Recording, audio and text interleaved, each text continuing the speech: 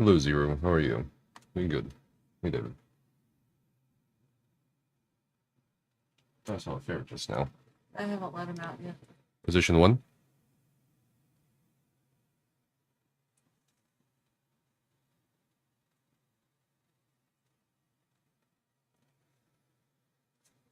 I need to let him out. They were cooped up all day yesterday. Hmm.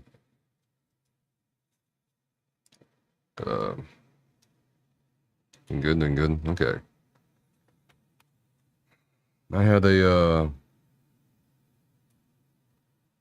long moment on Thursday. And of course, yesterday was Becca's graduation. Becca, you excited? To join the rest of us in the real world? I've been in the real world. Shut the fuck up. No, just like that. One of the speech givers was like, now you will go out into the world, and college board statistics say that the average college graduate will make $1 million more. I'm like, what? In their lifetime. The people who do, I'm like, what? Yeah, that's reassuring. Thanks, dude. $1 million in a lifetime? Yeah, 60, 70 years. Yeah, fuck you. Okay.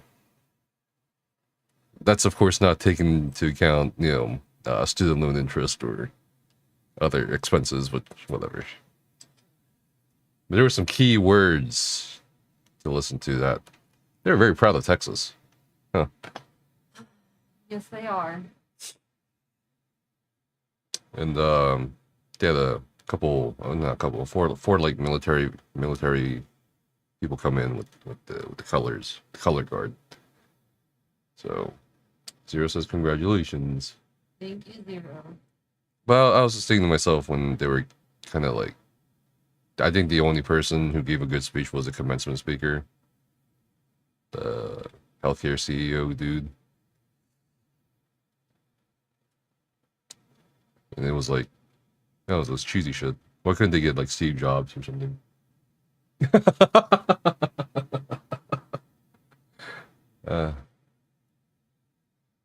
But yeah, we're short stream today. I'm gonna do a seminar, quick things. I had a really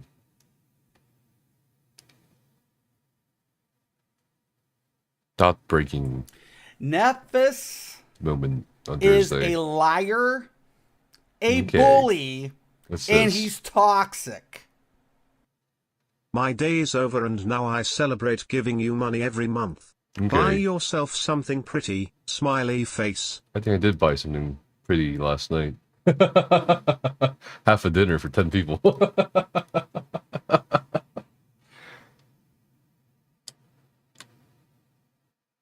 I can't believe the quality of service yesterday. Absolutely awful. It was very crowded. It was very busy though. Yeah.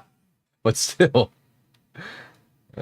By crowds. No. The quality usually. So, yeah.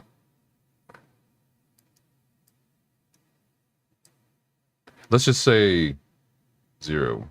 There was a DMT experience. And,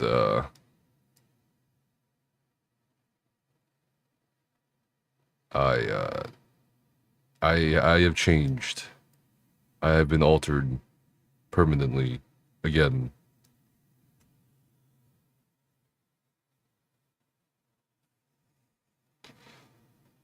Just waiting on this seminar to start. It's supposed to start now. But maybe I got the wrong link. Maybe it's a different Zoom link every time. Like, bruh.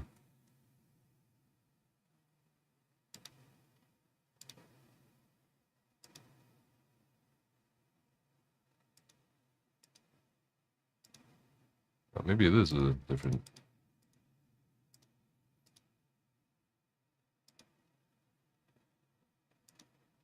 Maybe it is different. I don't know. Oh, It is different. Fuck. Did we send a new? Oh, okay.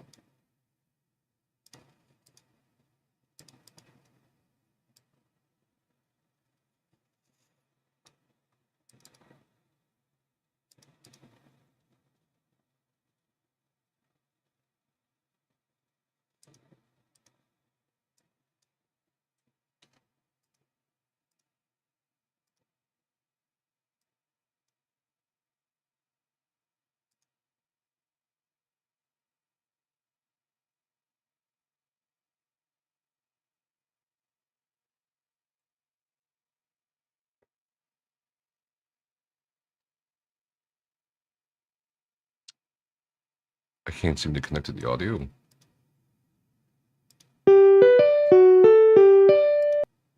Testing. Testing.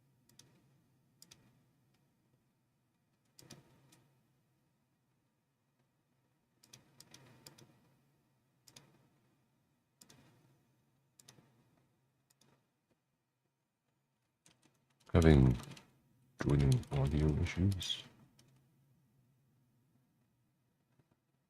Or rejoin.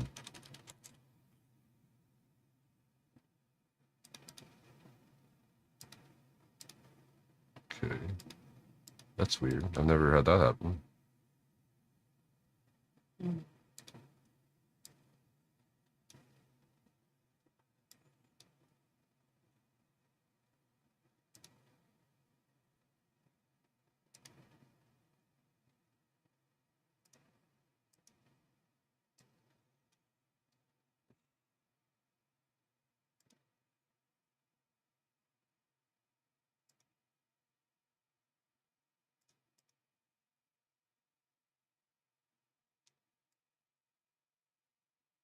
I still can't hear anything.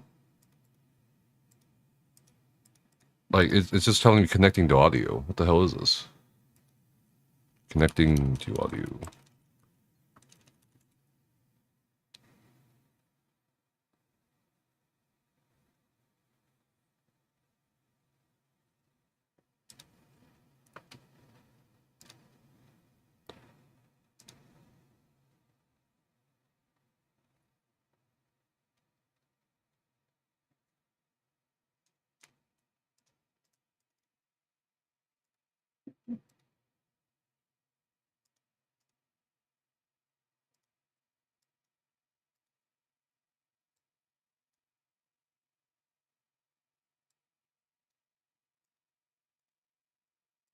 Bizarre. I guess, what?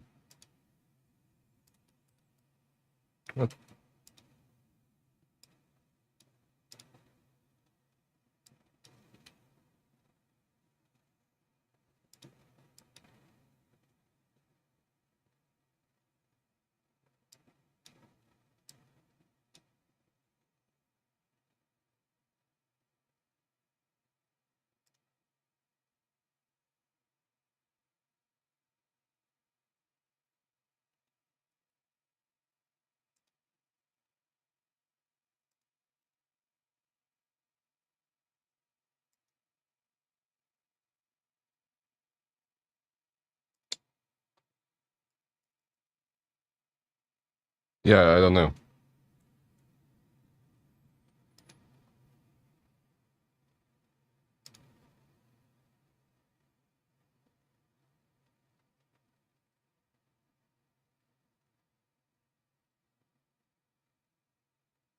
Jesus Christ.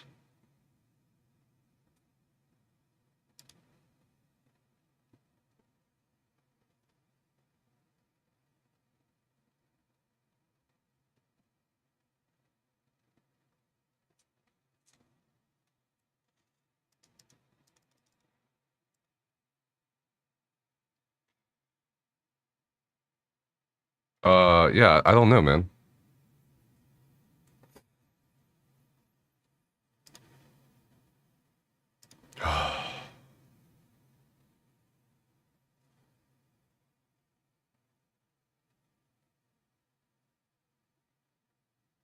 Maybe it's like...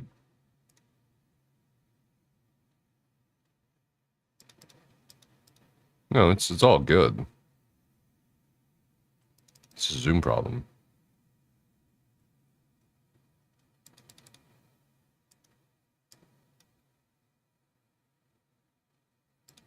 Is there a Zoom update? I don't fucking know.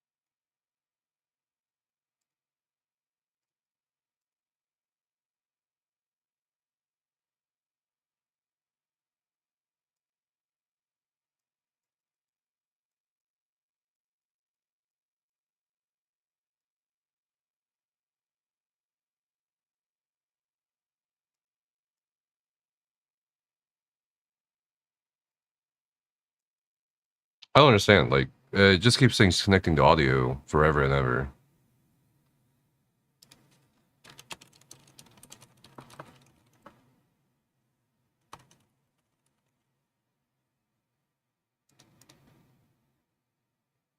No, this is not what I want.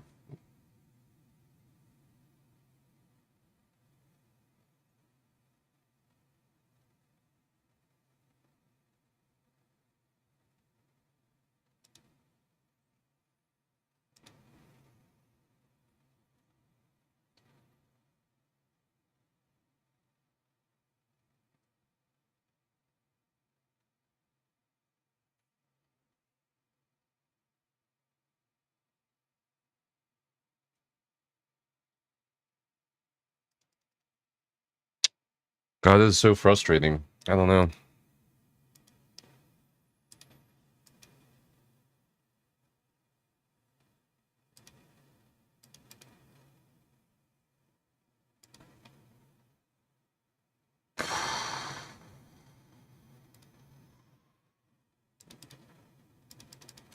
Zoom is not letting me connect to audio for some reason.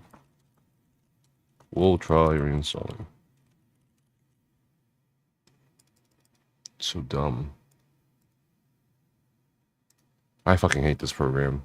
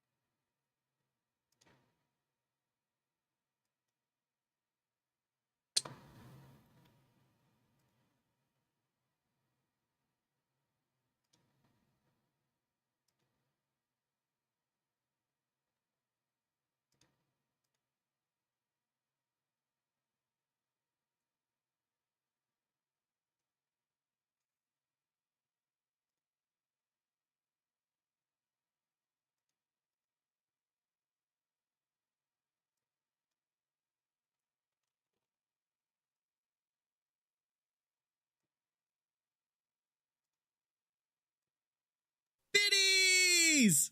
What's cooking good looking? Yo, what's up, Cinex? How are you? Not too much. I'm just trying to get into this fucking... Okay, there was an update, maybe.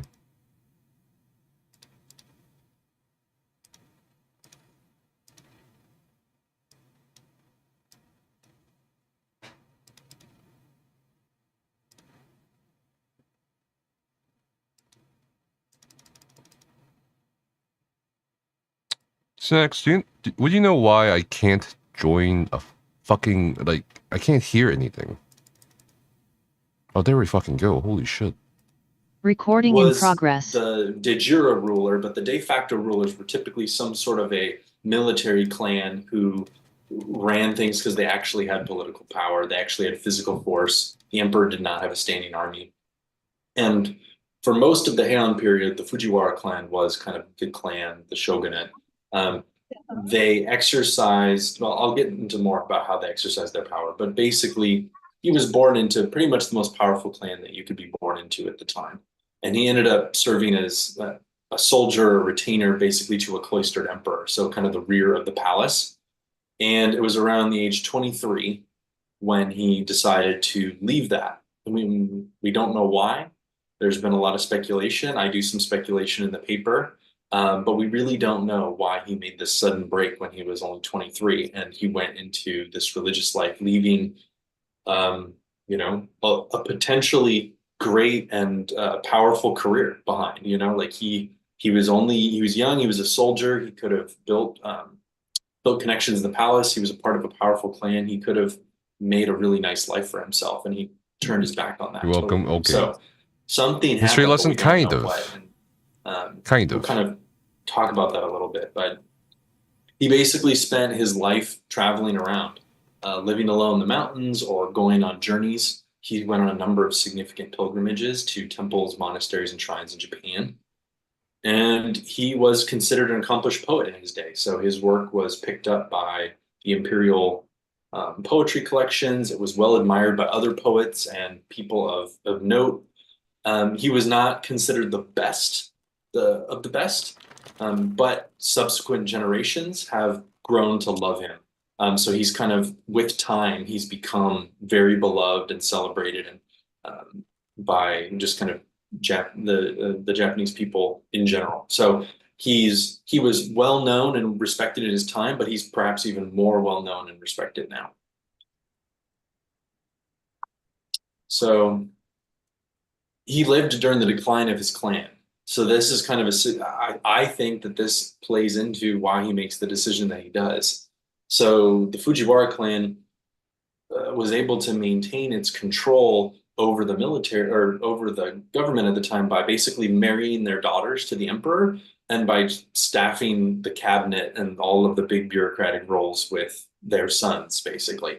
And so what happened was that the Fujiwara clan would control the princes through the mother, essentially. And what happened was, and this worked for a long time, 300-400 years. But around the time when Saigyo is born, their power is starting to decline, and the emperor starts this practice called insei, or cloister government, where the current emperor will abdicate to his son, and then he'll rule from the rear palace in this sort of shadow role. And what that does is it frees the emperor up from the influence of the Fujiwara clan. And so what happened was the emperors basically extricated themselves through this cloister government movement, and the Fujiwara clan began to rapidly lose their influence. So in 1168, actually the first emperor in 200 years who did not have a Fujiwara mother began to reign. So that was a huge, like, clear decline in their power. And Saigyo lived during this time of social change and upheaval, where he would die the year that the Genpei War would begin. He didn't see the conflict, but the Genpei War began in 1180, the year he died, which is the battle between the Taisho and the Minamoto clan, who eventually the Minamoto clan overcame and started the Kamakura shogunate, which is really the next era of Japanese history. So he's right on the cusp of when his clan is going to lose all their power and be totally displaced. And he's living through this. But I don't think that this was the only thing that was affecting him. In the air at the time, too, in the religious community, is this idea of the age of Mappo, which is kind of this third age in the kind of like these Dharma ages that were supposedly kind of outlined by the Buddha. I have a note here in the Sutra of the Great Assembly is kind of where it finds its origin. But basically, the age of Mappo is this 10,000 years of the Dharma's decline and decay. And I get into this in the paper. The scholars at the time disagreed about when to date the start of it, but regardless of the details, they thought that it either had already started or was going to start very soon. And so basically this idea that the Dharma was about to enter a long period of decline and decay was seen as this mournful thing, this sad thing, something to be confronted and to be wrestled with.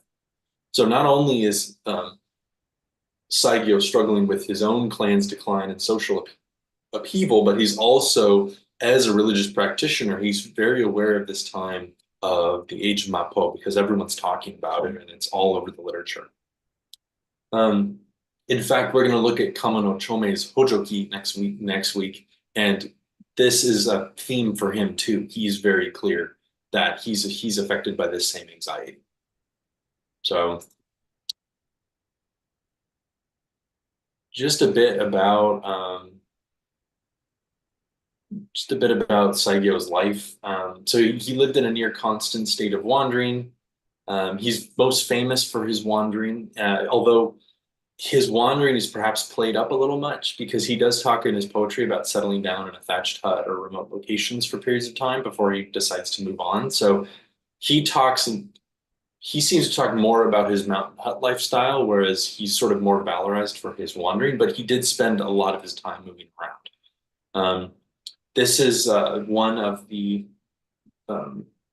paintings in the Saigyo Monogatari Emaki, which is just kind of like a big scroll. And this was a famous scroll that kind of immortalized him. And I really like how there's a lot of scenery and you kind of have to look for a while to find where Saigyo is. You know, it's kind of this big expansive space and there's this small little person, like where are they? Oh, there they are, you know. A lot of them are like this, and it's very beautiful in my opinion. So he didn't have a fixed place, and he seems to have kind of oriented his activities around the seasons. He traveled widely in Japan. He actually went far up north to some land controlled by the Fujiwara there. But he seems to have had a particularly soft spot for Mount Yoshino near Nara. Where's Waldo? Because it's famous for its cherry blossoms. He mentions Mount Yoshino a number of times in his poetry. He had a reputation for being a wise man who was unattached to the things of the world and its trappings. So there's these stories and vignettes about him that kind of capture his character. In the book, Burton Watson references that Saigyo references a story where he was given an expensive silver image of a cat by the new shogun. And when he walks out of the palace and the shogun can see him, he just hands it to a kid and just keeps on walking. So there's kind of this story of, he's just totally unattached to these things. They don't mean anything to him. But I think also it kind of indicates that he's got this kind of cantankerous personality, because there's actually, if you paid attention to Essays in Idleness, there's actually a story in there about Saigyo. And Kenko shares a story about him where he says that Saigyo decided to never visit this political leader again because this guy put some special nets up on his roof to keep the kites off. And he's like, what kind of a guy doesn't want kites on his roof? He's like, he never visited this guy again. And so he kind of has this, I think, this cantankerous personality a little bit.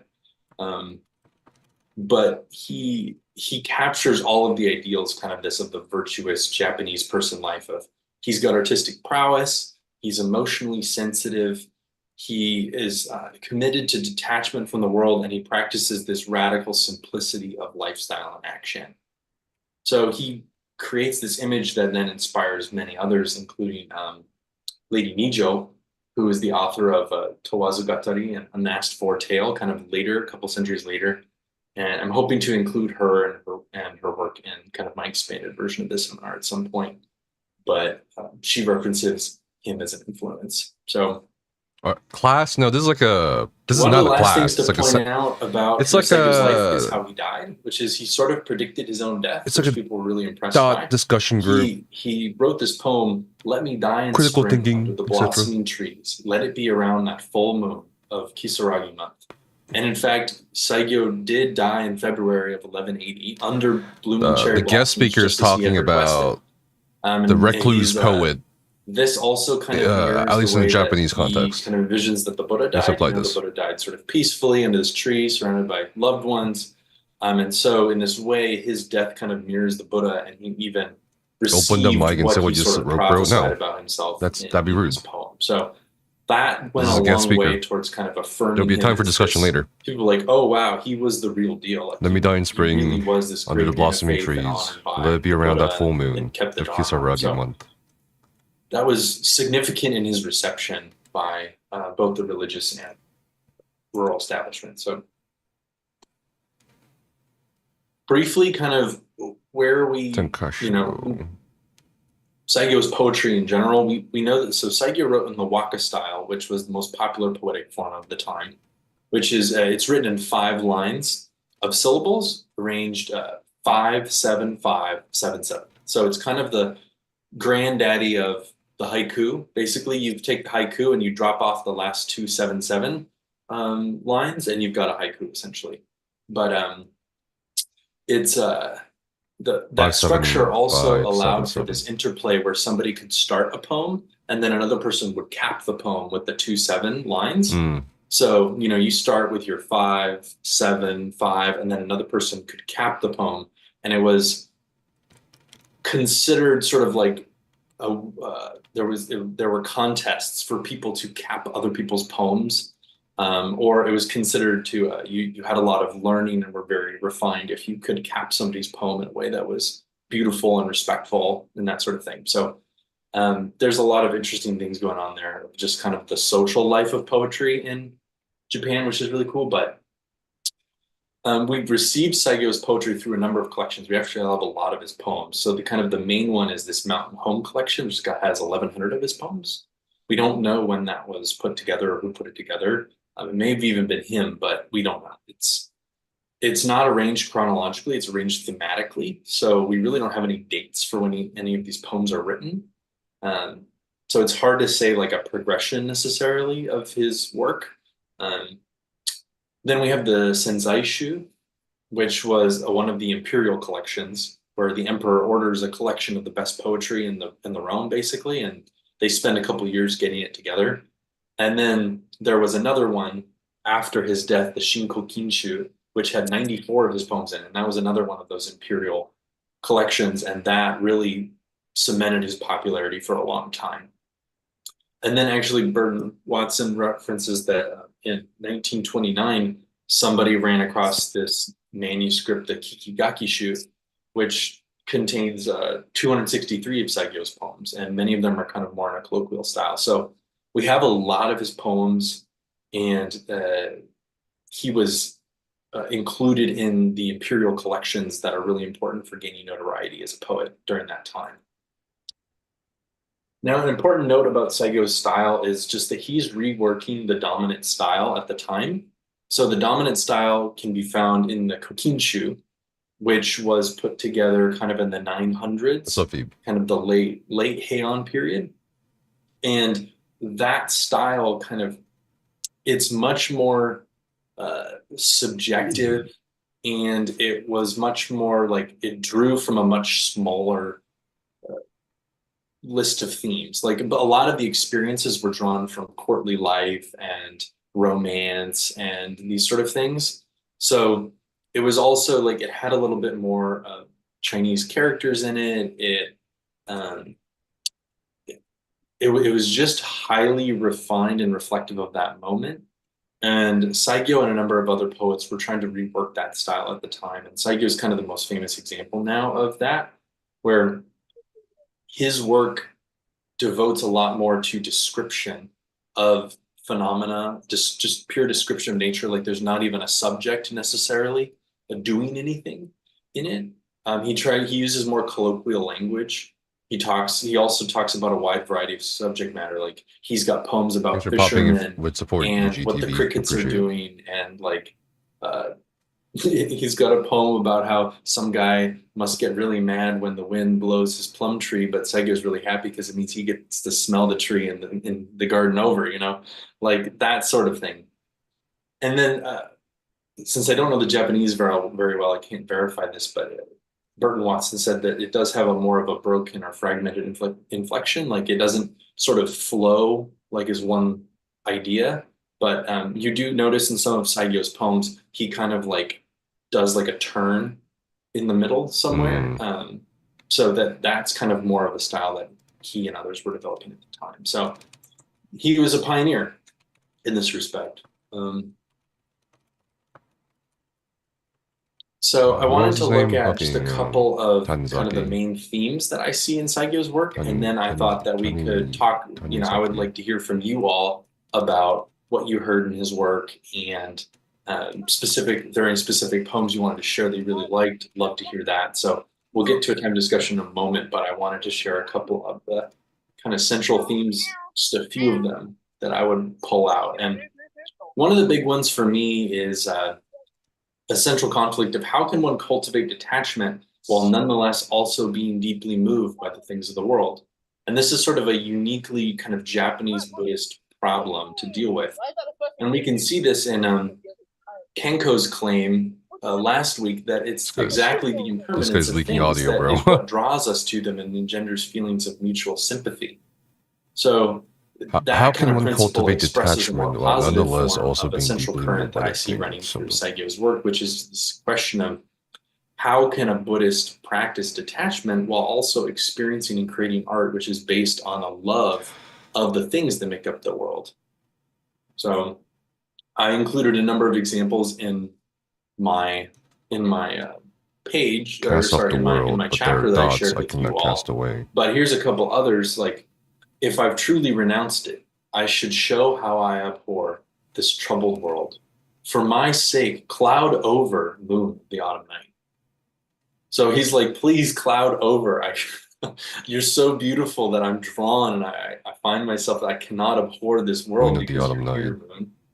Or I have cast off the world, but there are thoughts I cannot cast away. I who have yet to part from the capital. I think this is beautiful because of the contrast. Like, I cannot cast away these thoughts, and that it's connected to a place. Like, he came to this place, and it's almost like they come upon him, you know? And so he's got to have all these memories and things related to the capital when he's there. His old former family, his childhood. And so I think that this is a fascinating problem that I get into more in the chapter, so I don't want to go too much into it, but I would love to discuss it more if you're interested in that question. There's also kind of this apocryphal dialogue in the book. I'm not sure if you got that far, but there's kind of this story that Saigyo is kind of in this. He's kind of in this pleasure district, passing through town, and it's pouring rain. Isn't this what we And wanted? he wants to go in to spend the night. Oh shit, I get think some I got the lodging, wrong basically. one. Fuck. And he writes this poem because he's rebuffed, he's turned away. And he says, it's hard to despise the whole world as a borrowed lodging, but that you should begrudge me even one night such lodging. So he feels this bitterness that he's been turned away. And then there's sort of this story that the prostitute who turned him away, she wrote him a reply. And her name is Tai, in sort of in the story. And she says, because I heard you were someone who had left the household life, my only thought was to warn you, don't let your mind dwell on this borrowed lodging. So Saigyo gets taught a lesson in Dharma by getting turned away at the door when he's looking for lodging, and he doesn't fully appreciate the lesson he's been taught. So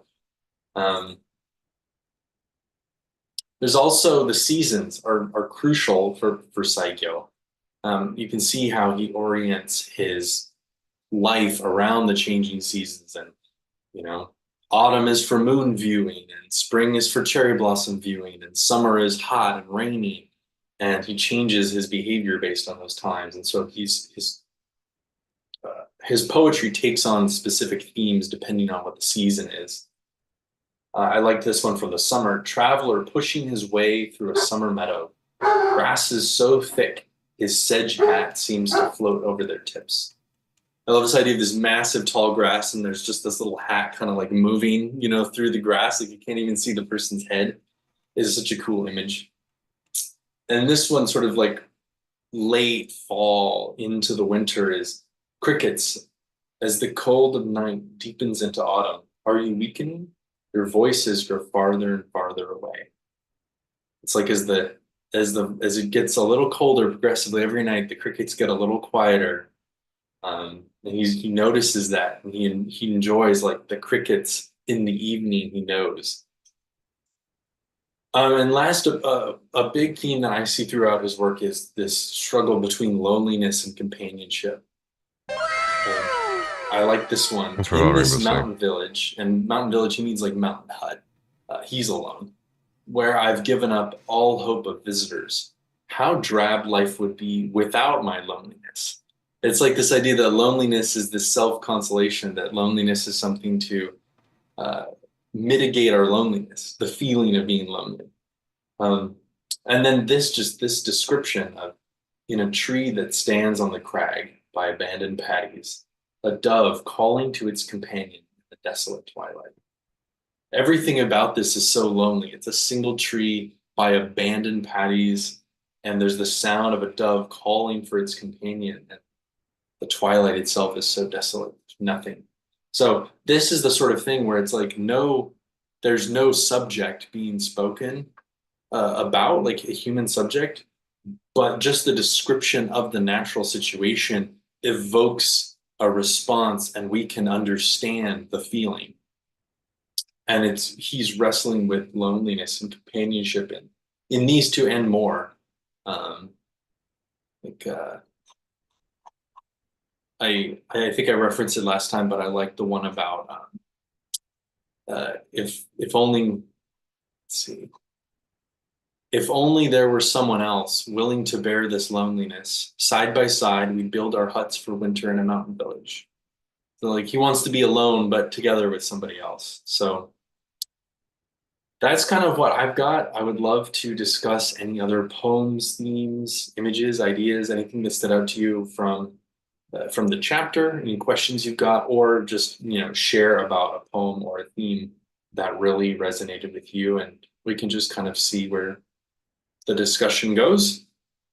I do have a slide. We'll, next maybe talk about what can we learn about withdrawal from Saigyo. I've got a few kind of ideas about that, but maybe we could just discuss kind of his work or any questions that you've had so far about the presentation. How do I raise my hand, bro? How the fuck do I raise my hand? Yeah, I'll give other people a chance to jump in. I was wondering, should we get rid of the slides so we can see each other while we do this part? Sure. I'll leave it up to you, Matthew. Whatever you. Yeah, that's fine. Yeah. Oh, there we go. Okay. I've a lot to say, but I'm going to keep my mouth shut and let other people have a chance.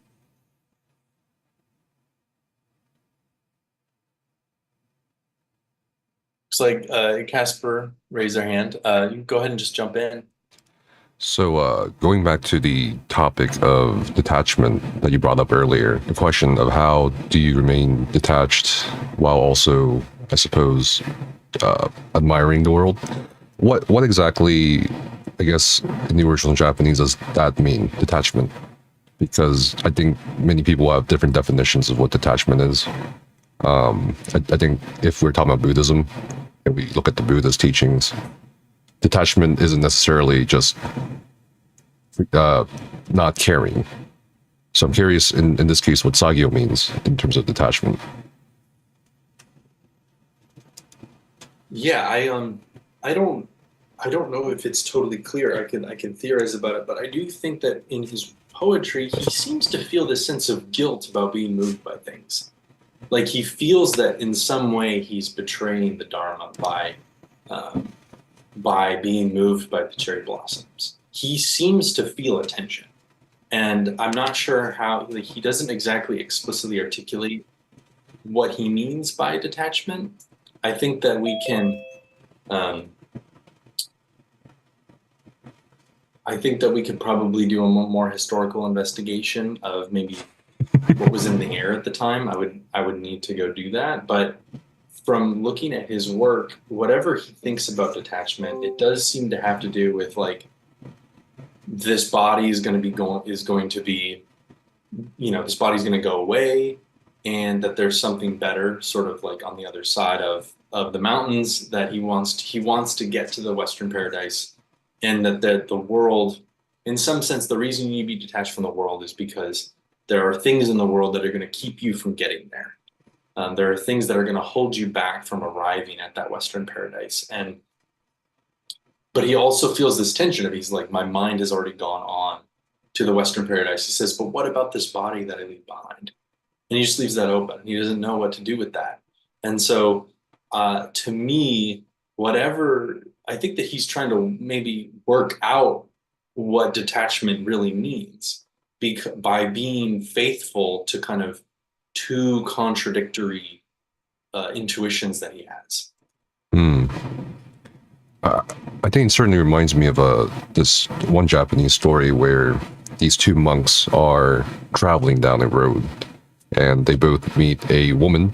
And I guess according to the monastic precepts, you're not supposed to interact with women.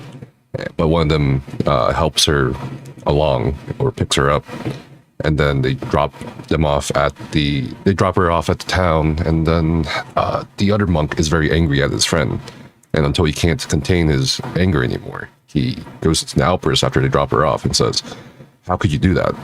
And the other monk, I suppose, says, "I let her go back there, but you haven't." I kind of get that kind of vibe from his, I suppose, his thoughts about being attached, in terms of thoughts at least, to the world. But I would also argue that I think it's okay to be swayed by the world, because that's to be human. And I feel like the goal is not to become some sort of superhuman, but to sort of just be, I guess, in a way. Yeah, I guess the question is like, how does one find themselves being able to escape suffering if you're still like remaining attached to these, like I want to see the moon, like I want to gaze at the moon, and then when it's gone, you experience that loss that the Buddha is talking about.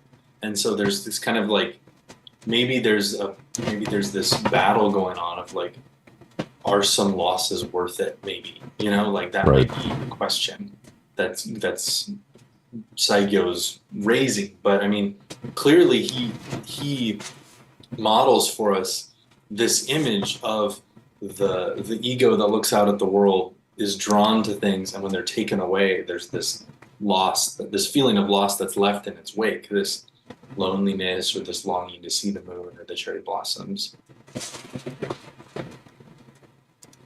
Yeah, Casper, I wanted to say something to that very interesting point that you raised. I wonder if one way of looking at it is that Saigyo comes up against the point where Buddhist rhetoric, Buddhist doctrine of detachment meets the human reality of detachment. So where rhetoric has to yield to reality. And it's a very interesting question you're posing here. And Buddhists might talk about being detached in very particular ways, but Saigyo is someone who really tested that and pushed it hard. Maybe came to the end of the rhetorical notion of detachment and came up to the reality of detachment, which says it's not possible to be detached from the world, or it's not even, if it were possible, it might not even be desirable, because there's such incredible poignancy and beauty to be had in this detachment. So anyway, it's a super interesting question. And I ask this question when it comes to anarchism as well. Like, there's rhetoric of anarchism about authority and hierarchy and all the rest. But where does the rhetoric about it end and the actual reality of what's humanly possible begin? And Saigyo seems to be very good in helping us think through that issue. And for what it's worth, many people after him kind of see him as struggling with this new synthesis. And after him comes a lot of,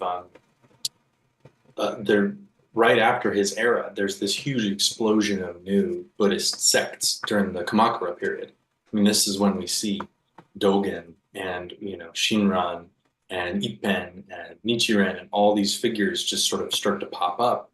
And so really, Japanese Buddhism out of the Heian period is struggling with reconciling the kind of Japanese aesthetic vision and national character with Buddhist doctrine, and it feels this tension. And I think Saigyo represents this tension, where the Japanese people have this sense of like, this is what we find beautiful.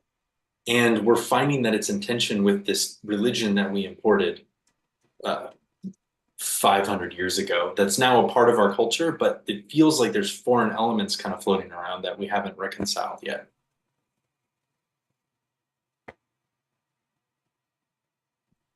Susan, I think you were next. Sorry.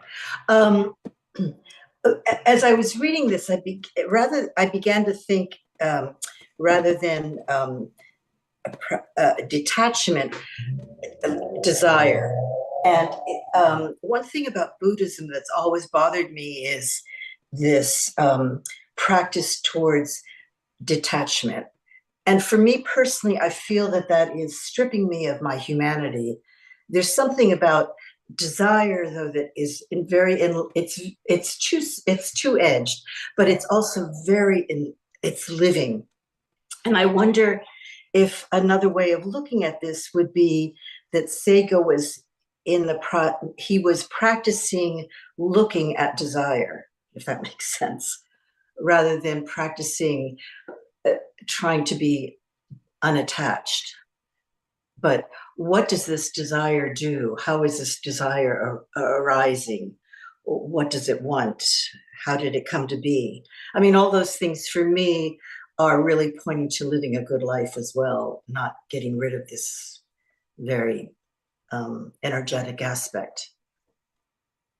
I think that's great. And I think that that's kind of art brings together that imaginary space and that symbolic space, because you're having this subjective experience that is then expressed in words. And so it kind of like he's experiencing and working with desire in this kind of imaginary world, but he's also grappling with it through the attempt to work with it in words.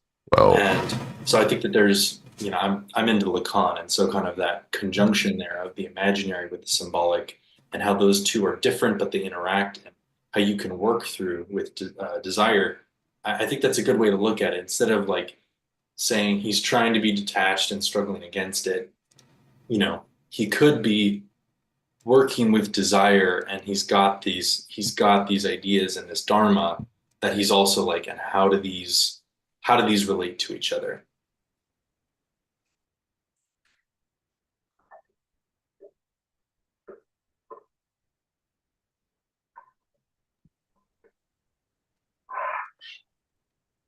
I think you're next, Lee.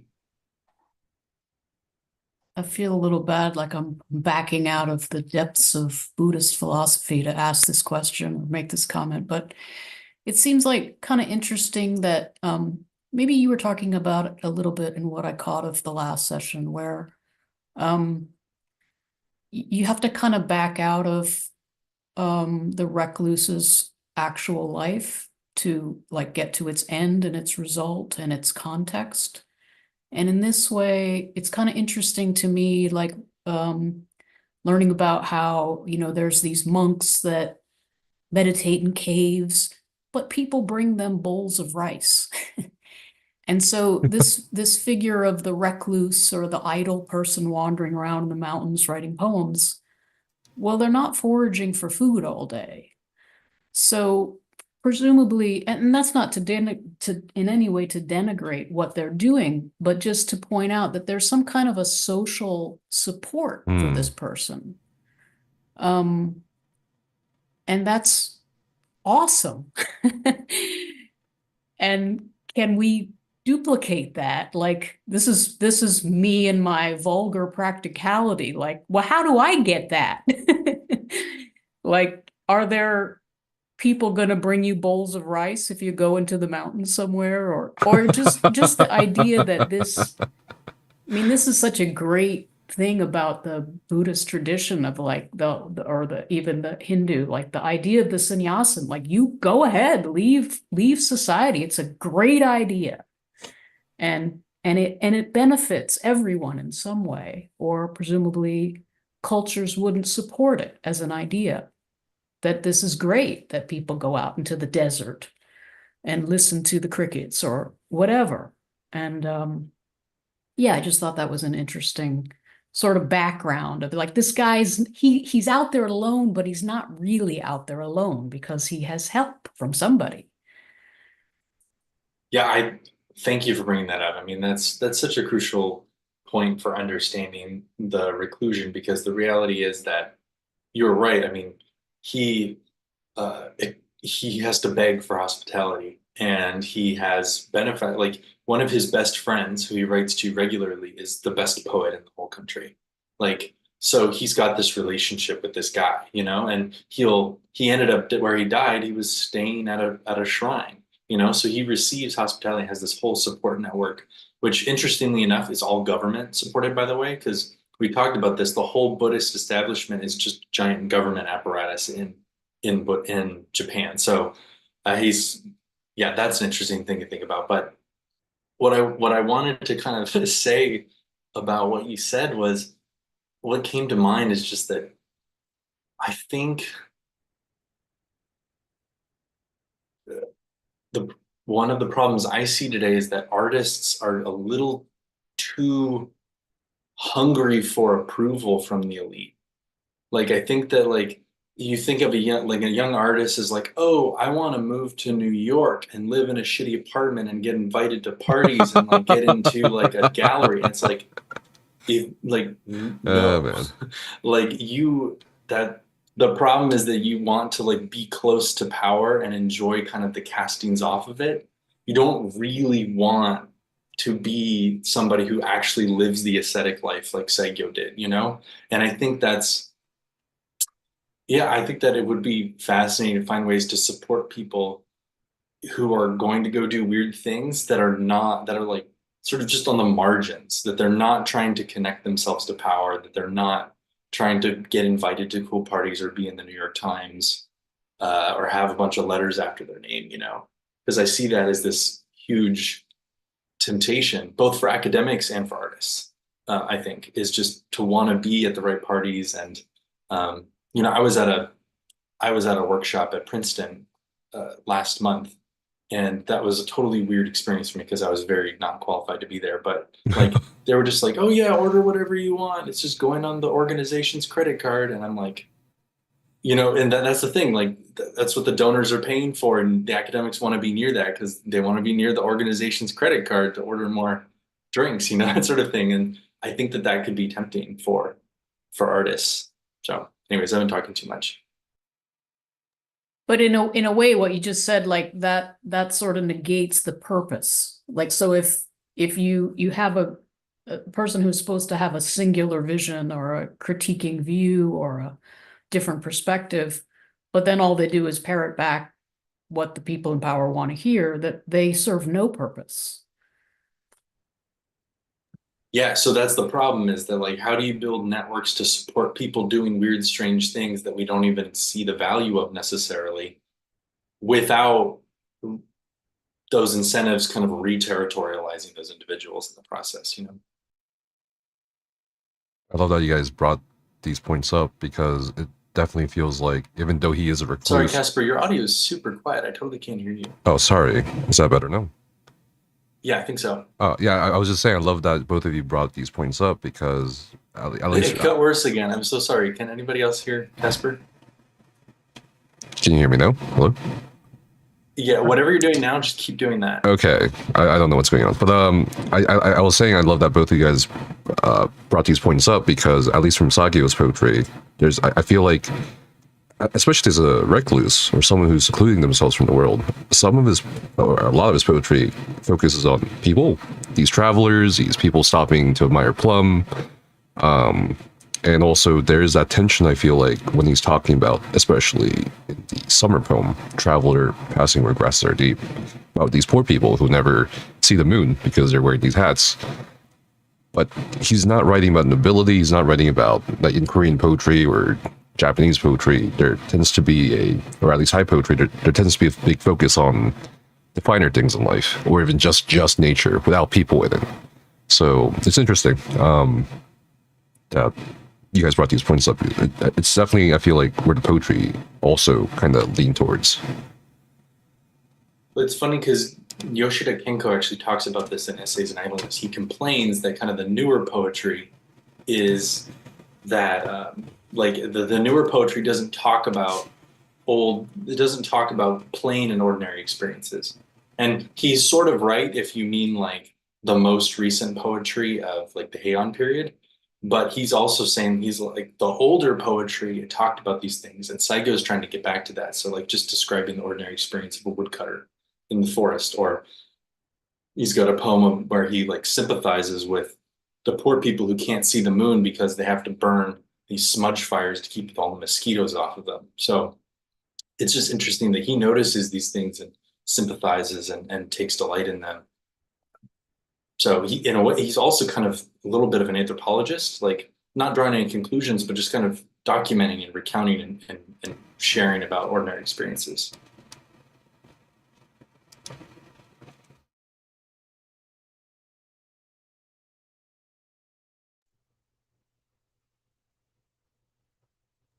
Alan, I think it's your turn. Yeah, I was, it's interesting the variations on what reclusion is and what detachment is. And I think that one of the poems you showed a little bit before, he said something to the effect that, I should be abhorring the world. I'm not sure if abhorring was quite the word, but something to that effect. And I thought, well, that's a kind of attachment too. Abhorrence is an attachment. And I think one thing that connects with that is the tension between objectivity and subjectivity. And I read in Watson's introduction that an earlier period of poetry was more objective, and then when Saigyo was writing, I guess it became more subjective, and I think that tension seems to be at play in his work. And I guess that it seems like the more objective it is, the more detached it is. You can describe something without expressing an attachment for it. And one of the things that occurred to me, an analog, I guess, and how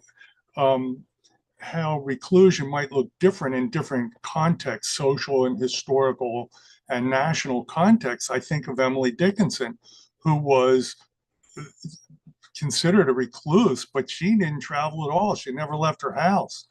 And her poetry reminds me a little bit of this. Some of it's very objective, it's very nature oriented in a lot of ways, and some of it is very subjective. How she relates to the world, how the world relates to her, what is madness, what is sanity, all that kind of stuff. But later in her life, she basically never left her house. The other thing that is, I think, a sign of attachment is that centuries later, we're still reading his poetry. Why do we even have that? What did he do with it? Watson said he participated in poetry competitions and things like that, what we might call a slam, I don't know. But how many great poets wrote that nobody ever saw their work? That's reclusion. And Dickinson, she just wrote on little scraps of paper and stashed them away in her drawer under her socks, and her sister found all this stuff and put it all together. So it's just interesting what some of these different ideas about reclusion look like. And I think if you are writing for whoever, that's a kind of attachment. I really like those reflections, Alan. I agree that in Saigyo there's this struggle between the objective and the subjective, and I think that he's trying to sublate the difference. Like in the poem that I shared earlier about describing the lone pine and the dove calling out for its companion, I think that that's kind of the perfect example of just through pure description of an event. Through the choice of wording, the subject is revealed. Without ever talking about himself, without ever showing himself, he nonetheless appears in his own piece because of the way he describes what he's seeing. And so to me, that's kind of this union of subject and object where the description of the phenomenon includes the subject as well. So yeah, I agree. Yeah. When he says lone pine, lone has a lot of connotation. It doesn't just mean it's the only pine tree there, but lone has a connotation. Yeah, I agree with that point. And the pine doesn't think it's alone. It's Yeah. it's just being a pine. Well, I could say it's pining, but that would be a little too That's much meaning there. Yeah. But the pine is doesn't think it's alone. It's just being a pine. So through the description, Saigo's humanness kind of inserts itself into the scenario, into the event. And the bird may think it's alone. Yes. Yes, that is true. So there's these gradations. He's using the bird, which does have a consciousness of absence of its companion, and maybe in a way he's kind of displacing himself onto the bird in this scenario. Anyways, there's a lot going on there, and just this description of an event. So, but yeah, to speak to New England reclusion, I mean, and Lee's point, like Henry David Thoreau and Walden, like me and his parents lived like 15 miles away, like we're bringing him sandwiches, so like, he's just, oh, I'm on Walden Pond, I'm by myself. It's like, bruh, like, okay. But I mean, Kind there's of like still when you're value a there. teenager in your room and you think you're like making it alone. Yeah, I'm so alone. Until the dinner Mom, bell where's rings and you dinner? go downstairs. That's another great example of where rhetoric meets reality. Like there's this rhetoric of the possibility of reclusion or something. And in reality, Karl Marx could only do his work because, Engels' father owned the factory, and Engels gave Marx. He was like the capital. He was like, when you looked up capitalist in the dictionary, it's like Engels' father showed up. I mean, and there's one example after another like this. Nietzsche had a pension, allowed him to travel. The university gave him a pension, and Emily Dickinson lived at home, and Vinny took care of her, et cetera, et cetera. It goes on and on. Van Gogh had Theo. I just want to make a couple. I think it's really super interesting conversation you guys are having there. I wanted to what was that concept? Maybe the second to last section of your paper, your chapter, something like not knowing the outcome or something, Matthew? Not knowing the result, or what was that? Yeah, are you thinking of a specific? I'm not sure if I used a specific word or not. It definitely had hyphens in it. Okay, let's see. Not Not yet knowing? Yeah, not yet knowing, correct? Yeah. So like to Lee's point, it's super interesting point to me, this distinction between what just kind of crassly calling a genuine reclusion or a genuine aesthetic reclusion, and I don't know what the other one would be, like one that's kind of sanctioned by the state or the status quo, which we would say, like Lee says, that doesn't change anything. We don't want that to count. You brought in this notion of I have not knowing the outcome. What's it called? Not yet knowing. Not yet knowing. I love it because that's pointing to a kind of I don't know, like I don't know what I want to call it, like a value system operating here. And I do think of people like Dickinson and Walt Whitman and Nietzsche and other great figures too. And maybe they have certain values, and that's one of them, is that you're doing this work regardless of any kind of guarantee of a payoff. And that's why what Alan says is so true, that for every Emily Dickinson, there's how many thousands and thousands of people who've toiled away in obscurity and have now fallen into eternal oblivion, and they'll never be known as poets. Oh my God, it makes my stomach sink just to think of it. So, and I think about Nietzsche too, and he says, when he talks about people, say like, he talks a lot about self-overcoming, and we should perpetually self-overcome towards our idea of a virtuosity, regarding whatever it is we value. But then he adds, he's like, but if you think you already know what that looks like, then that's not self-overcoming. That's just modeling yourself on already given success. And that's something for the present and not for you and not for the future. And so I think that's a super interesting point about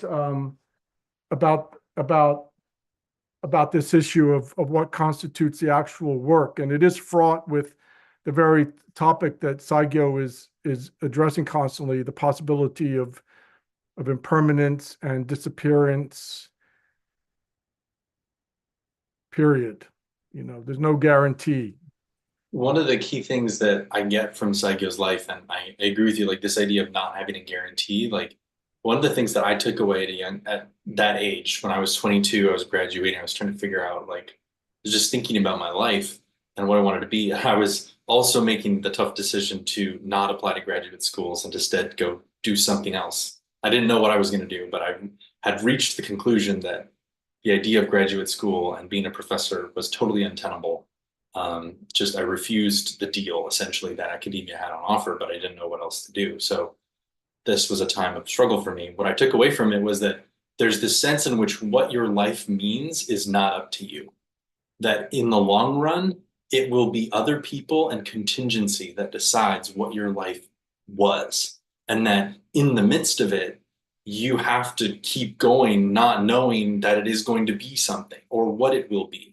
And that what it will become is out of your hands. Just as Saigyo may have called it when he was going to die, but he sure didn't control when he was going to die, And he also couldn't control that people would take his work and do with it what they did, or that he would get those 95 poems into the imperial collection, and or that somebody would find the Kikigaki in 1929. Like there's just all of those events, and just like Alan's pointing out about Emily Dickinson, she couldn't control that her sister found her stuff and decided to publish it. It's what we will become is based on contingent events that we can't control, and that we have to reconcile ourselves to that and embrace that.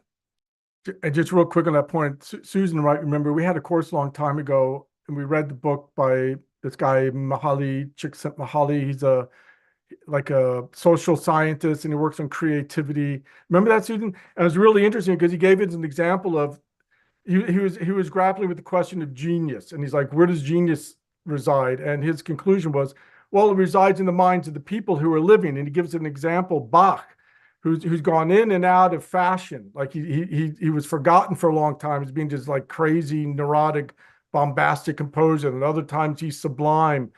It's purely contingent. And that's part of what I think Saigyo has discovered about the nature of reality and enters into his poetry. It's the poignancy and contingency of it all. And that's certainly a practice of detachment. I mean, you're right. Yeah. The biggest one of all, probably.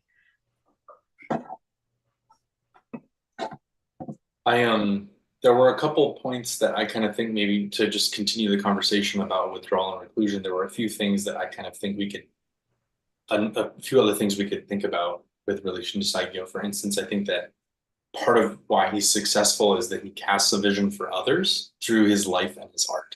So, in withdrawal, the withdrawal can create something through a unique life and a art and practicing art that can then cast a vision for other people to pick up and practice. Also, that you work with the tensions in your tradition. Like you need, as a recluse, part of the reason you need you need reclusion, you need space, is because there are tensions within your tradition, and you need to be able to work with them in ways where it's not clear yet what the final synthesis will be. So you don't get excommunicated or get in trouble or get disciplined by your superiors because you are taking the contradictions that exist in every tradition and trying to work through them in ways that sometimes maybe look bad or don't seem orthodox. And finally, also like when to bend the rules and when to go beyond them, when to exceed them. So like, for instance, Saigyo is kind of bending the rules of what it to be a monk, like he does poetry, he travels around, he like visits political leaders. So he bends the rules here, but then he's this consummate like figure of kind of Dharma faithfulness in that he dies like the Buddha. So there's this like, how do you both satisfy the kind of like exacting demands of your tradition in order to be included in it as an exemplar, and what rules can you play around with that aren't going to totally get you in trouble? I think that is kind of that's something I've worked on kind of in my own, as a Christian. I've got this tension too of like, what are some things that like allow me to remain in the community, and where can I play with the edges and the margins without getting kicked out, basically, you know? And understanding that kind of tension, I think Saigyo is playing with that tension.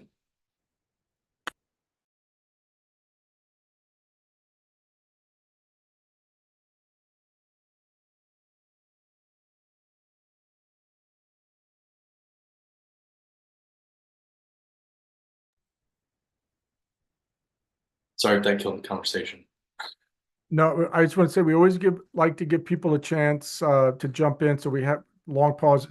You know, don't be disturbed by long pauses in one of our spaces. And feel free. Everything's helpful. Anything you have to say, we'd love to hear.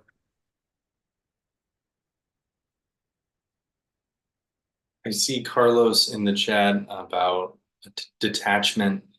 I wonder if detachment in Buddhism is something that isn't actually attainable, at least not permanently, but some kind of perfected state to aspire to, kind of how anarchism isn't a destination, but something constantly worked towards. Yeah, I think obviously there's whole swaths of the tradition that would totally disagree with that.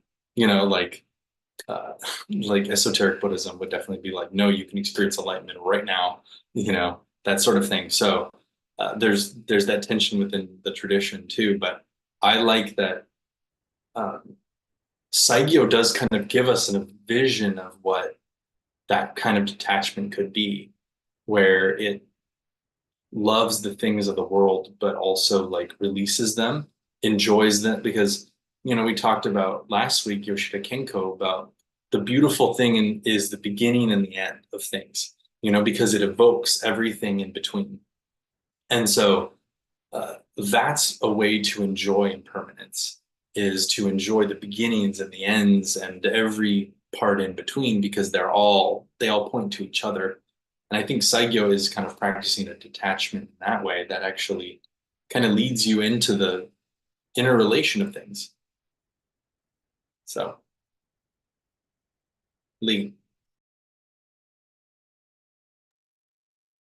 Maybe Susan or someone else already made this point, but maybe not being caught up with the results is a form of detachment, right? And so if Nietzsche says you have to become who you are, but you shouldn't already know who that is, then you don't have this, you know, already preformed notion that you are then striving for, which would be a form of attachment. And so the opposite, this sort of like, you know, scientific observation of what's happening around you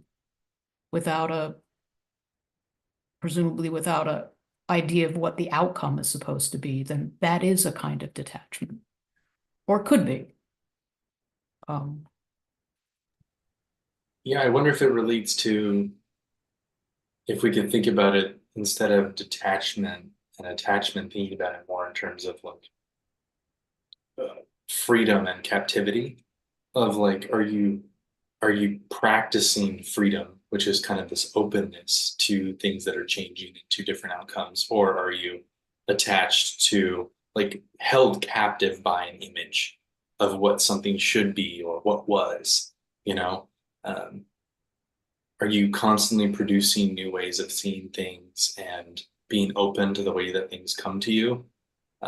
You know, that's maybe a little different, because you could be attached to things in the sense that you love them and you want to see them grow and change. And yet at the same time, you have to practice detachment, that because if you over determine that growth process, you kill the thing. And so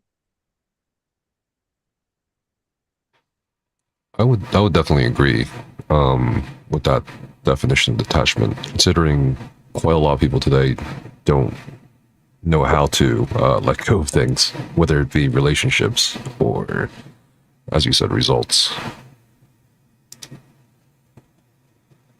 And this is, for what it's worth, this is a very, what's interesting is this is a very kind of Japanese way of seeing things, because the Japanese culture is, it's not results oriented culture. what's interesting is, we see them as like, oh, they make excellent cars and appliances, and that's true that they do that. But as a culture, they're very focused on process. Did you do it the right way? And actually, the result is ancillary to the process. So even if the process is inefficient and does not produce the best results, they don't care. You still have to fill out the piece of paperwork exactly the way that it is, because this is how it's done, and this is how it's always been done, and it's not going to change. So there's an interesting thing about like American culture. We prioritize intentions of like, did you have good intentions? Then like, okay, well then maybe if the outcome wasn't good, but you had good intentions, we might forgive you, or it's like, did you get the results? But Japanese culture is no, actually, like, how did you do it? That's the thing that really matters. And the results just come. They're sort of secondary. Did you want to follow up, Casper? On what? Oh, I thought, okay. I was just thinking, maybe one thing we learned from Saigyo is not to ask about the sort of platonic form of, in this case, attachment, because he's struggling with it. Because he's saying like, okay, I get this idea about detachment and attachment from from Indian Buddhism, basically, or Chinese Right. Buddhism. Yeah, and who got it from Indian Buddhism, and it's not working in my context in 12th century Japan. What is this? How do we do it? What do I do with it? And we can learn from him. Like, and maybe the question to ask. I mean, most of us are thinking in the United States here. Like, the question is, how do we in a hyper consumerist, hyper materialist culture? What would detachment be for us? How does attachment function, and how might we make adjustments, assuming that people like Saigyo and the Buddha have stumbled on something that's valuable to human beings, and that has something to do with like looking at detachment and attachment, that sort of thing. I believe that kernel lies in, what's that English phrase? It is better to have loved than not to have never loved at all, I suppose. I mean, there's this, I think, sense even within this hyper-capitalist and very hyper, just general space, that to experience something is still more important to not have experienced it. But to kind of cling on to that experience, whether it's something that's out of your control, or something, maybe you had a fight with somebody, I think that therein lies the problem of people not understanding that attachment. Like, I mean, to me, if someone gets mad at me, there isn't much more I can do.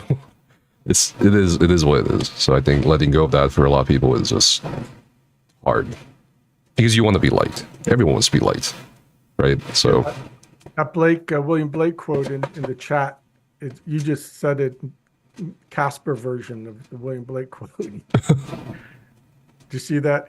What is it? He kisses, what is it again? He who binds to himself a joy does the winged life destroy. He kisses it as it flies, etc. yes. I just wanted to point out like two things, that the key to avoid in detachment, I think, is cynicism. Like, that's the thing that we're trying to avoid, because I think that cynicism is kind of the underlying capitalist mode of existence. So the key, like, if detachment becomes or is interpreted as cynicism, then that becomes a problem. So the key is to develop and practice a detachment that is not a cynicism. And the other thing I was kind of, as you were talking, Casper, that came to mind was like, maybe we need to figure out how to love something as lost. Like, rather than like trying to get back to the thing, or like we want the return of the thing, like loving the thing as lost, which I think is what Saigyo is doing. Like, when he sees the blossoms about to bloom, he loves the anticipation of the thing. And when he sees them falling on the ground, he loves them not like as this gradation from them being in the full bloom, but he loves the very fact of losing them. He loves them as lost. And I think that loving as lost avoids this kind of like zombification where you try to reanimate something that's gone and dead, or where you try to take something that's alive in a particular moment and freeze it, stick a pin in it.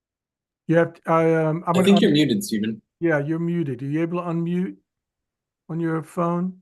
Okay. Can you hear me? Yep. Yeah. Sorry, I'm outside. I'm on the phone. I just want to say how much I've enjoyed it really, and just not particularly to say anything significant, except that I read your chapter this morning, and it really resonated with me where I'm at emotionally, psychologically today, really.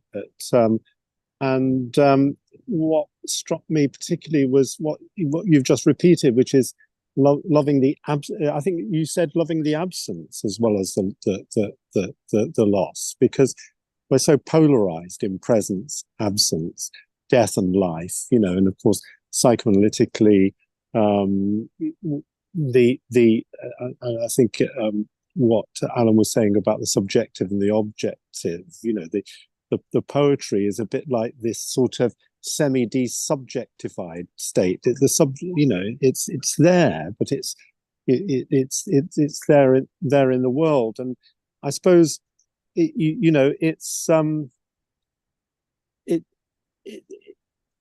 I suppose there's insecurity. It's about an insecure method of living. You risk a certain amount of unraveling, of letting go. That's the second noble truth, letting go of something, desire. Because I liked, sorry, what you were saying about desire. Sorry. Susan, I think, right? Susan, yeah. Susan saying, what about desire and detachment are much closer, are much more implicated. As soon as I think I've got detached, there's a surge of desire or even lust. It's impossible to get away from. So there's this sort of rhythm, which is a sort of rhythm in life. And I suppose my engagement with non-Buddhism is because of personally I feel that all the time, and yet there's no, except for here, there's no sangha for it, because you get politely nodded at, I suppose, if you make these points. But yeah, and I suppose in psychoanalysis and Freud, that death drive is pitted against life drive. Well, again, it's too binary, and I think that in presenting this, there's another way for it as well. Yeah, and I'm going to hold on to this loving the loss, loving the absence, and sort of because that implies something descending into sort of a mopish melancholia, I suppose. Well, I like what you said, Stephen, that desire and detachment are really closely related, because the reality is that I think that instead of calling it detachment, it's just differently attached. Because the only way to be detached from one thing is to reorganize your attachment structure to be attached to something else, I think, is kind of my take. So the key is can you attach yourself, though, to kind of like an unstable object that includes lack and absence in it, Well, would it be along the lines of this thing of the clinging, the upadana kind of, where desire goes into something really clenched as well? Well, I mean, I associate that with that as well. Mm-hmm. Yeah, I mean, that's kind of what, kind of reading Lacan and psychoanalysis, I definitely see that's kind of like what's going on with the ego, is there's this clinging to some sort of an object that you say, this is me, But I don't know if you can get away from like the attachment. I think you just have to reorient your attachments. Because if I'm detached from this structure or this community, it's because I've maneuvered into a different standpoint on that community structure, but I had to perform another operation of attachment to kind of do that maneuver. Yeah. No, really, really interesting. probably just like more clinging or less clinging attachment structures. And I think that's part of what psychoanalysis is trying to do, is that the subject is the thing that kind of breaks in and breaks up those attachments that you have of the clinging. Just real quick, by the way, the non-Buddhism group is now reading Dogen, another 12th century figure Matthew mentioned. I want to say something real quick because I noticed Becca and Casper have a couple of interesting critical remarks in the comments. But real quickly, I just want to say to Lee's point, to this point about noticing. I was reading through Van Gogh's letters recently, and he made this beautiful point where he said, "It is from looking at things for a long time that has ripened me and given me peace." And he just walk around the countryside looking at things, looking at trees and the peasants and the potatoes, and his art was considered so ugly because of that. He's like Saigyo, he's painting the world that he sees in front of him, and his masterpiece, I in my opinion, is not that my opinion's worth anything, but because I don't really know Western art that well, but is the Potato Eaters, and it's just picture this family. Extended family in their grimy little hovel eating their evening meal of potatoes and tea, and it's just absolutely beautiful. And everyone thought it was awful because it was ugly, because it was just the real world. Anyway, that made me think. I love that phrase. But I'm sorry.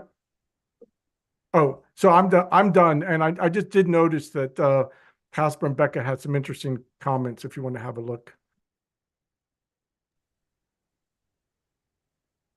Yeah, I noticed that people had some strong reactions to Tanizaki's In Praise of Shadows, which is understandable because he takes a very sort of clear, idiosyncratic aesthetic stance, which I think is bound to produce a lot of disagreement and discussion. So that's,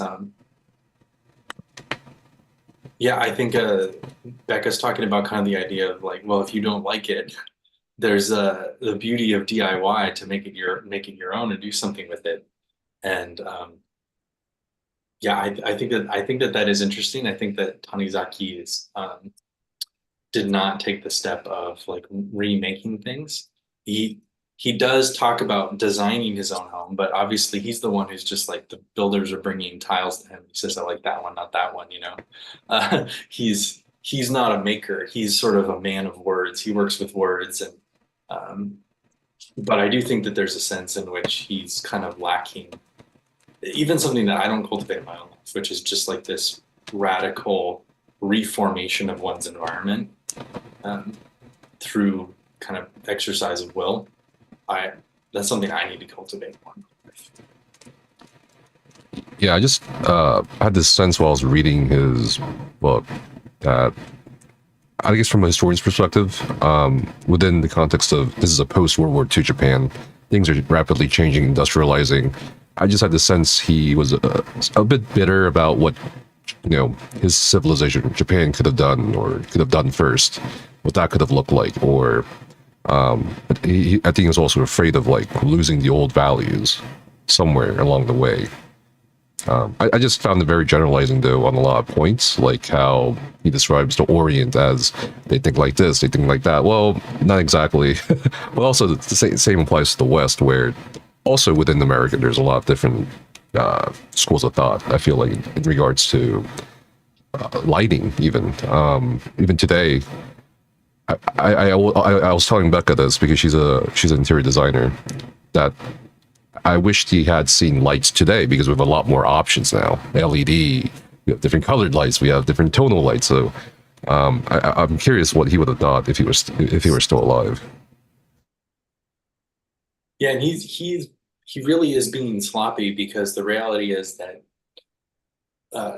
the Japanese folk have always kind of had this like strange mixture of this like small man complex of like, we're actually better than everybody else, but also we secretly are insecure, because like the only records we have of Japan are like other countries calling them backwards and primitive and barbarians, basically. Like the Chinese were like, oh yeah, there's these primitive people who live on this island and don't do anything, So they have this like insecurity complex, and they like import all of this stuff from China and Korea but then they also have this like superiority complex that is maybe this compensating sort of thing of like, but actually it's because we appreciate the beauty and simplicity of things, you know? And so I think that Tanizaki has this, he evidences this kind of like weird oscillation of insecurity and superiority, and doesn't parse out that Chinese people think very differently from Japanese folk, you know? So there is all of this diversity in the kind of Buddhosphere is what I would call it. Hello, audience. Oh, I just wanted to second that feeling of craziness of reading the In Praise of Shadows. I mean, at first I was like, yeah, this is great. This is exactly how I feel about, you know, this I make ceramics. I don't like shiny stuff, blah, blah, blah. But then he sort of lapses into this, you know, really kind of sad, like internalization of racism, essentially. Like, wow, you really drank the Kool-Aid. I mean, white skin is better. I mean, why? How? And is this really part of Japanese culture from way back, or is this something that happened last week? Or, you know, it just like you said, it brought up this sort of confusion, picture of confusion that was a little distressing. I do think it's slightly more complicated than just internalized racism, because this is a tradition that goes way back before they ever met white people. So there is something going on there. But I agree with you. I think that he has too much imbibed this kind of binary. At the same time, I like that he's kind of like, he does feel like there is some unique contribution that his culture has, and that modernity is kind of essentially a Western kind of white project, and that it's possible to envision a like non-white modernity is sort of what he's kind of like longing for and struggling with. And I feel like that's kind of an intuition that's worth preserving, even if I think that he kind of sets up his own culture as like a little bit too much of a neat picture of this is what we are, and defines it too much against the other side of the binary. So from my personal life and experiences traveling and stuff, it's not, to me, it wasn't internalized racism. It was more of a, it's going to sound strange, but it's more of an indication of class, especially in places like Korea. So, for example, if you're working the fields, well, you're out in the sun, so what happens to your skin? It gets darker. And if you are royalty or nobility, you're staying indoors most of the time, you have shade, so you tend to have whiter tone. So it's more of a, I would say, indication of class rather than race. I will say that the most interesting thing about his book was the afterword, where apparently he was approached by an architect saying, oh, I read your book. I can build you your house just as you want. But then he said, no, I don't want to live in that house. I was like, what is the point of this book then? So I don't know if it was, like he said himself in the book, maybe he's just the old guy complaining, but I don't know. Beyond that, really. He's loving the old aesthetic is lost. Yeah, maybe. Also, he is a fickle artist, so likely there's a level of inconsistency going on there as well. So I am. I just want to say we're out of time, and we do try to keep things fresh. I mean, so but if you want to wrap up, Matthew, I mean. Yeah, let me just wrap up by talking about next time. So for our next session, we'll be reading the Hojoki by Kamo no Chome, who is just a little bit later than Saigyo. It's a short work. It's only like 16-ish pages, so there's not a ton of reading for the next time. And I am hoping to start off this, because it's shorter reading. I don't have quite as much to say about Kamo no Chome as Saigyo, so I'm thinking that the next time, I'd like to start us off with a little bit of a practice of maybe trying to write some waka. So I think that would be fun for really compose, so it's complicated because the writing the down part is also a part of the composition process, of like writing it and your script and that sort of thing. But I think that it would be fun to write a little bit of waka, share, and so maybe throughout the week, maybe just start noticing things that you think are worth saying a couple lines about. And we can use those as grist for the mill next time. And then we'll go into talking about the Hojoki and Kamano Chomei's little box that he built to live in and that he disassembles and can carry around and stuff. So, Matthew, do you want us to write during the week or just wait and write when we're here next week? I would never squelch artistic freedom and spirit. So if you want to write some waka, the world would be a better place with more waka in it. But yeah, I would say that if you don't have the time or the inclination, at least curate some and notice some experiences that you think might be good fuel for when we write some together next Saturday. Yeah, I was just asking if you were planning to set aside some time to do that next time. Yeah, next time we will definitely we'll write some down. I don't expect everybody to have theirs. We'll take some time where we can, write it down on a piece of paper, think about it, and then just share. And, you can always work and rework your waka in the future too. For the record, it's also, if you're looking it up, it's also called tanka. That's another way you can find it. A lot of more modern waka is called tanka, and I don't know the difference really, but they're interchangeable functionally. So. Recording stopped. I just want to say real quick, I know everyone here, most of you are either already in our member space, which is called Circle, or you've been invited to it. I'm just not sure about Aaron and Mike. Are you guys in? You haven't so Mike, you did. Okay, Aaron, I'll send you an invitation, okay? And you can use the same link, by the way, for next week. So those, yeah. Yeah. I was just going to say, thank you all. I appreciate all this. This was nice. Great to have you, Mike. I really appreciate you coming, all of you, Aaron and everybody. So Matthew, you have the last word. This was a wonderful conversation. I thoroughly enjoyed myself. I hope that everybody has something they can take away and think about. And I'm looking forward to next week with you all. Thanks. Bye, everyone. Have a great week.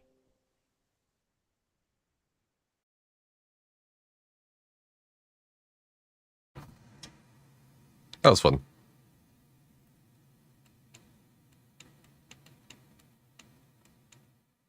Every sunset is a moonrise. Oh, I think this was written by the speaker, Matthew. So, next week, I think is...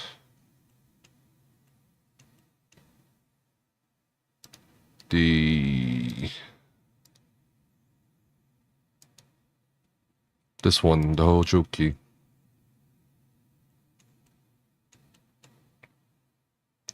Well, I don't know. It was interesting.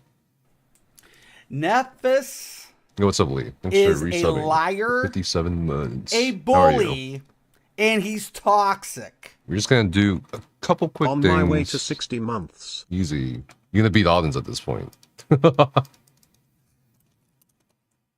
Audens and Lee. Well, hopefully your day's doing well. Hopefully your weekend's doing well. I've had a pretty interesting week. And Becca graduated as well, of course. That was yesterday. We had a great dinner. And this is gonna be a short stream, or at least short compared to the usual. So we're just gonna do a couple things here and there, and then I'm gonna log off for today. I don't know if we'll stream tomorrow. We'll see. But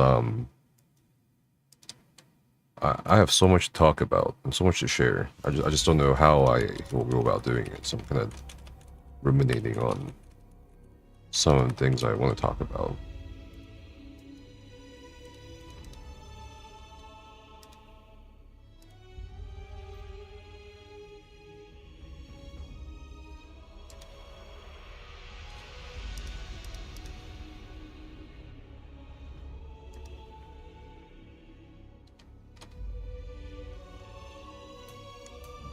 Buy ground repair kits.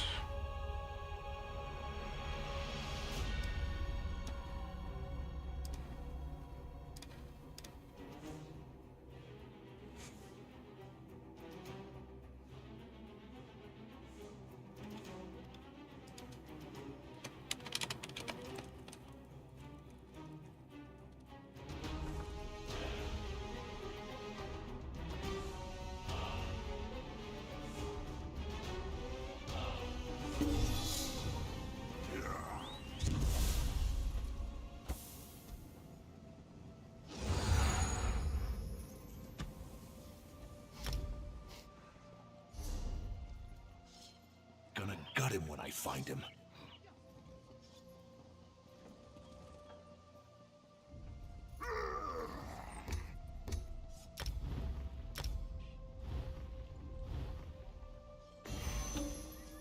You claiming my crate? I just claimed it, Lux. Hold! I was sent for you. Buy crown repair kit. Wait, why am I on this character? Oh god. Let me just go over here real quick, you know.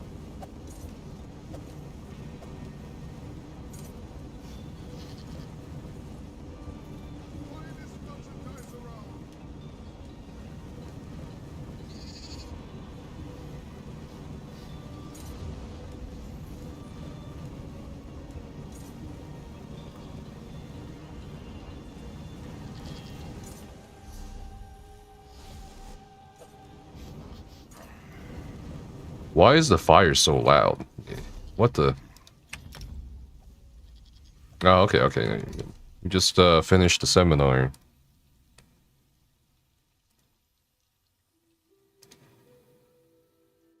Where is Becca? Becca! Oh! Who's that? It's a Korean name. Abakashi. Fulamonsa. Welcome in. So, yeah, we're just gonna do this shit. Regular shit we do, you know? Becca, did you see who DM'd me on Twitter yesterday? Oh, man.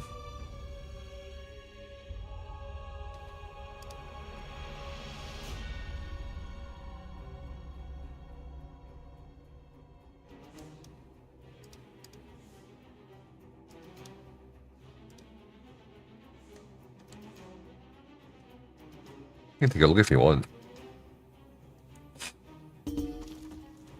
We're gonna do some reds. There's some shit up, you know.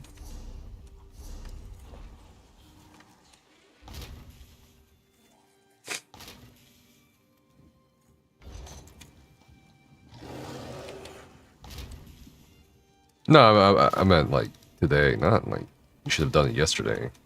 I think you'll find it funny. That's all.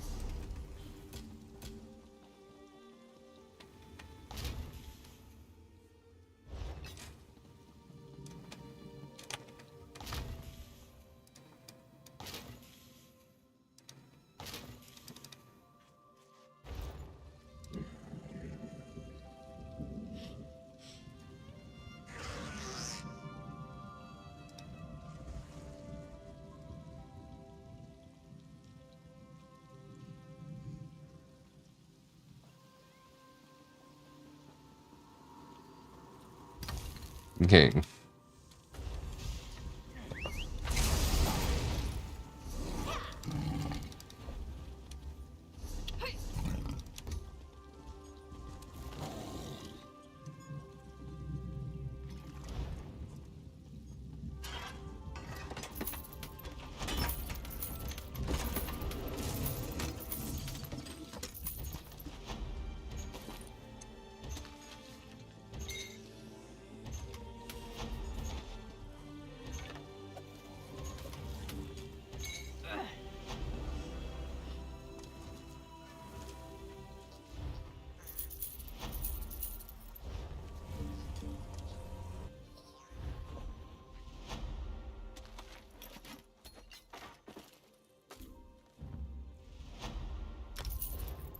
Yeah, we've been very busy this week.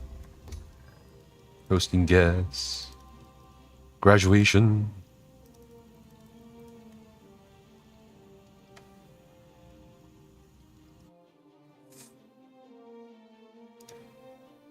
I had a very interesting journey as well on Thursday. Machine.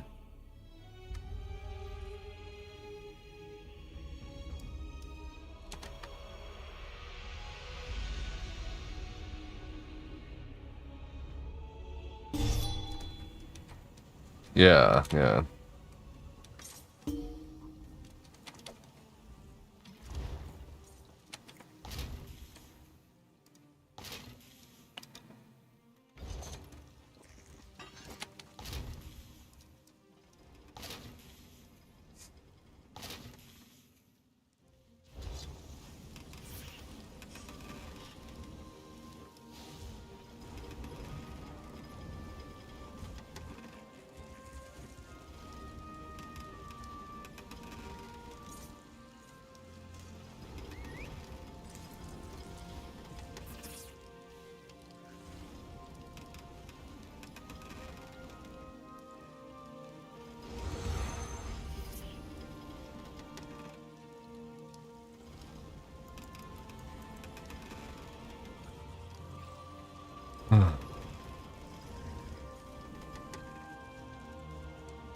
The last 7+ years have caught up to me and I'm fucking dead fucking tired.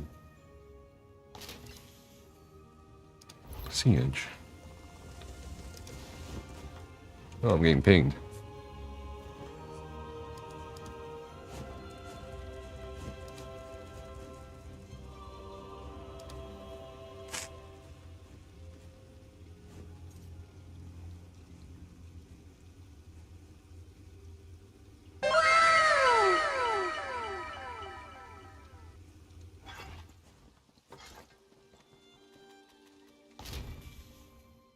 Oh, Brian.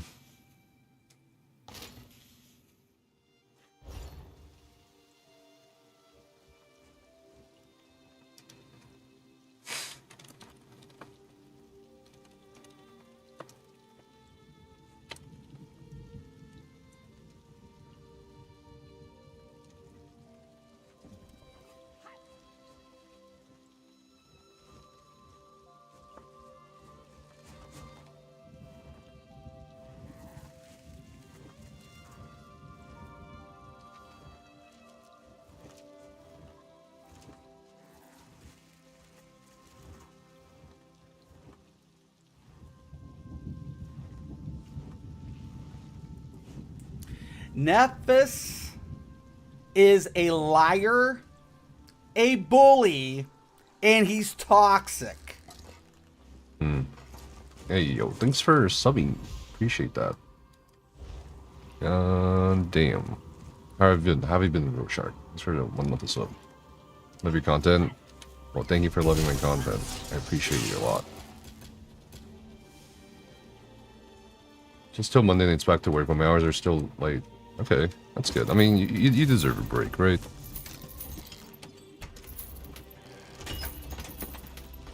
Zero, guess who couldn't handle the Texas heat? But I did, in a 3-piece suit. Oh, I appreciate you for even tackling all these jerks. I feel like that's a good segue into what I was going to talk about. I had this rather... I don't want to call it spiritual. I just want to call it disruptive moment where I just kind of realized a lot of shit. And honestly, I kind of wanted to just delete all the videos I've scheduled because I feel like Nephis they're like is a liar, pointless. a bully, Thanks for giving and subs. he's toxic. Thanks for getting 5 subs. Rashad, I appreciate you. I have many things I could say, but I'm too tired. What do you mean, Becca? Also, there's a ferret. There's a ferret trying to steal my shoe by biting on it and barrel roll. What are you, crocodile? Huh? You crocodile.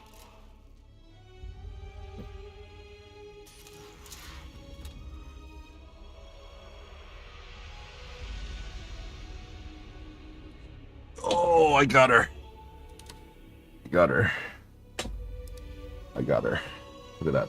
She's mad because I've moved all of the shoes out of her reach. Look at her. She's got mittens. Oh, what the? There's a lot of fur on your foot for some reason. What the? Well, Weird. not for Gross. some reason. Anyway. Look, she's got mittens on her feet. You say her stool's getting lighter? Yeah. As in, like... I mean... Yeah, we could take her anyway. Might as well. Just taking Rosie.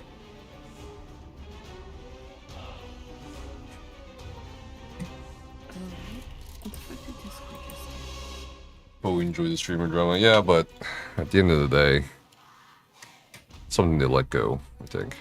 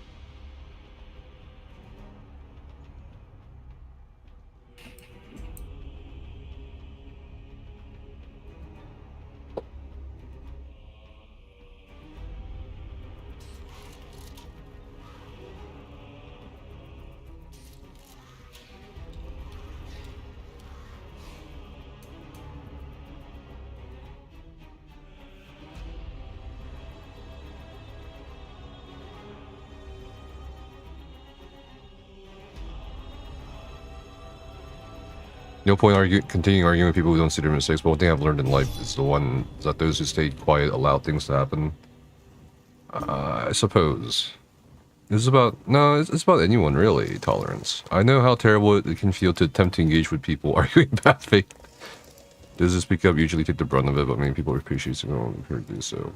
I don't know about courage. I don't know. But, yeah, I just had this, like... I guess you could call it a trip. A very disruptive trip. And, on Thursday, I was like,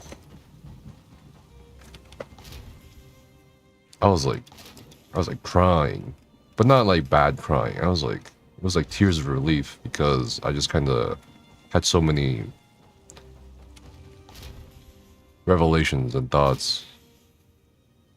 And, in the grand view of things, I was just like, pointless. I don't know. Like, I don't know where to start with this shit. Yeah. Long story, I guess. What's going on? Just chilling. We just finished the seminar, actually. If you want to go back and look at it. It's a, I guess, discussion / critical thinking group. Becca and I were invited to by one of my former professors. I think we had a good discussion today. Now that I could actually talk, because last week I was in raid. I couldn't talk or anything. Also helped that we did our readings, for the most part. So, the discussion, a lot of the discussion today was about, ironically, detachment.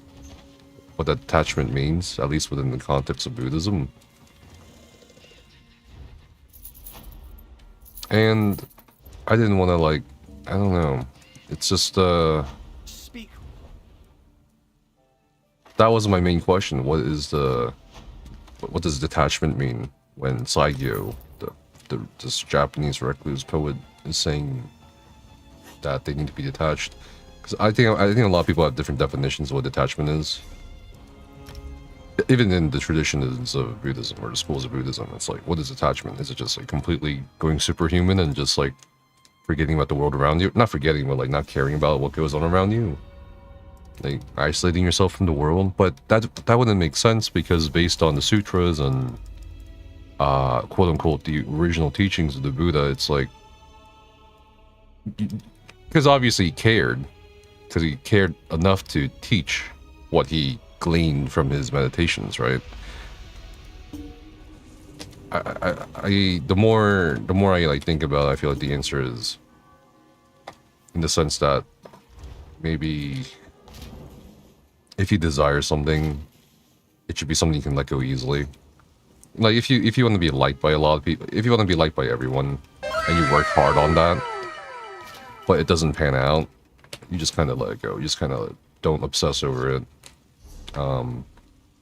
If something doesn't work out, or someone gets mad at you, and something out of your control, instead of obsessing over it, just let go.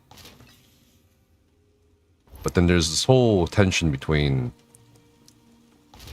from my point of view, like, how do you detach yourself from that want, or I guess like the things around you, like even looking at something in nature that you really are enjoying seeing. I guess there is like a sense of devastation and loss when that moment is gone, when that view is no longer there, or when that moon is no longer there, or the snow comes and goes. But I think even then you have to like let go, and that's what I was trying to say earlier, because Glenn brought it up during the discussion in the seminar. Like, is there something in the West or in our society that kind of relates to that? And I was like, I feel like that the phrase, I can see why he loves to talk a lot about love. The phrase in English, it is better to have loved than to have never loved at all, kind of encapsulates that, where the experiencing of something is more paramount than first not experiencing it. But also, even if you lose it, even if you lose the love of your life, or even if the relationship doesn't pan out, hey, at least you did it, so let go of it and move on, right? I think there is a kernel of truth and things like that. So that's what the discussion was really about. Am I Buddhist? Well, that's also a loaded question. Because we can go into the whole semantics of labels and words. But sure, I guess you could define me as a Buddhist, but I don't know if that's like a apt categorization at this point. Impossible to be liked by everyone, I feel. Well, I don't know. I think maybe somehow if you could infinitely spawn as much money as you want and gave it all away to people, wouldn't everyone, like everybody, if possible, like wouldn't everyone like you?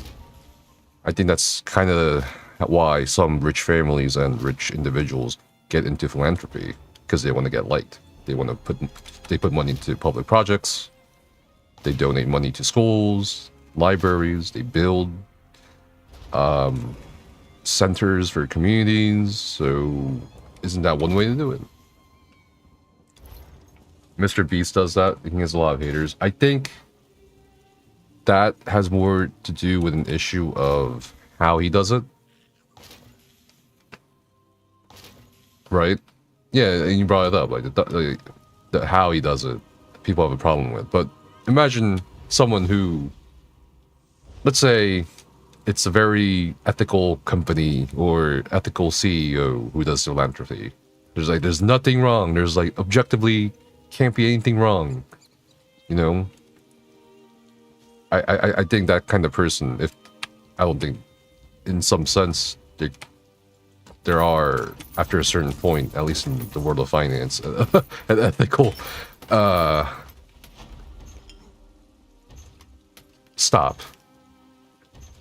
But I don't know, like in theory, I think someone could be liked by everyone. You know? In theory.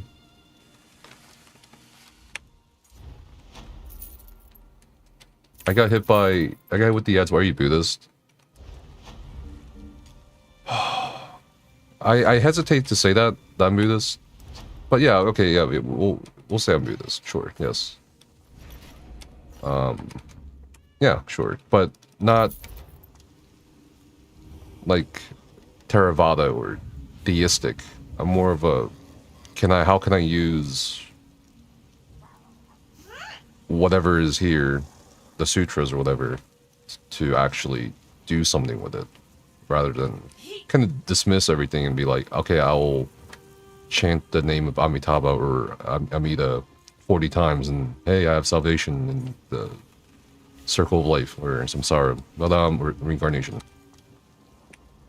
The cosmology of Buddhism, I just don't know or even care about, and I think that's a good thing to do, at least from my perspective. Good is also a loaded semantic. I just feel like if you're gonna act like something, or if you're gonna behave in a way, it shouldn't be because of extraneous factors or fears of, you know, like the Christian heaven or hell, like, you know what I mean, to motivate you in behaving or obeying certain precepts in your life, like don't kill. You know, it does scare me, and you know, I was formerly a Christian. It does scare me that some people do strongly believe that if there was no God, at least in their worldview, then they would kill. And I don't know if that's more disturbing or than some of the implications of the Christian Godhead. But anyway, you're not Buddhist yourself, but you still try to live by their teachings. Don't hurt animals, leave it as you found it, or better. I think there's like kernels of truth, or not truth, but good ways to live in a lot of traditions or schools of thought, or even religions. I mean, theoretically, you could cherry pick the best things from Islam, Christianity, Confucianism, and lead a, I suppose, fruitful, productive, good, morally good life, as determined by whatever determines the moral good. But I've had a personal journey, a very turbulent, angry personal journey over the past 17 years, and eventually I just kind of, you know, after a lot of debating, studying and stuff, I eventually kind of circled to Buddhism, and I was like, okay, what is this about? I talked to practitioners and head monks and so on from the Theravada and the Mahayana traditions. I've been to Tibetan Buddhist temple. I talked to all these people, and and then, you know, the professor that actually invited us, me and Becca, to the seminar today, I reached out to him because I was like, well, you know, out of all the things that I've encountered, whatever you said about Zen Buddhism and stuff like that resonated. And I recently talked to a Korean head monk, and he was like, well, if there was a huge discussion. There was this hour-and-a-half long discussion I had with him. But basically, I was like looking for a way to see if this could be done communally. I recall his words that contemplation or meditation alone is dangerous. And I kind of understand what the meaning. I understand completely now what the meaning of that is. Anyway, it kind of goes back to Thursday. When Thursday, I just kind of felt, well, for lack of a better term, I felt very broken down. I think with the aid of certain thing, Becca was there. She was helping me through it, and I was like, I don't know how to describe this process.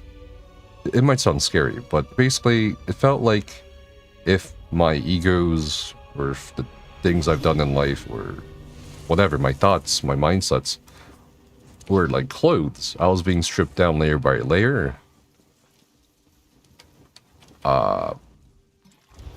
If I had to describe the experience of whatever happened on Thursday, which I still have in my mind very strongly, I would describe it, this is gonna sound fucked up, I would describe it as a gentle rape. Like I wasn't me, but I was me. And there was this long moment in which I realized so many things, and I thought and ruminated on the koans, the sutras, my life experiences, and I was in different times and places at the same time, if that even makes sense, because it felt like I could fold time. Anyway, it was a very trippy fucking experience. But not in the sense of, oh my god, you know, this is so good. In the sense of I was looking for something, and there was a tremendous resistance at first, because I was like, it felt like I was resisting quite a bit, and eventually I just kind of let go, and after I let go, it's like, there was just so much, there still is so much tremendous understanding that, like, I cried. I literally cried. I cried tears of relief, and some tears of sadness, because it's sad. But mostly relief, because I feel like, rather, I know I got the answers. Were they satisfying answers? No. But I also have discovered that there are a lot of new, they were always there, but I just feel like there's now a lot more options for me to think about, and I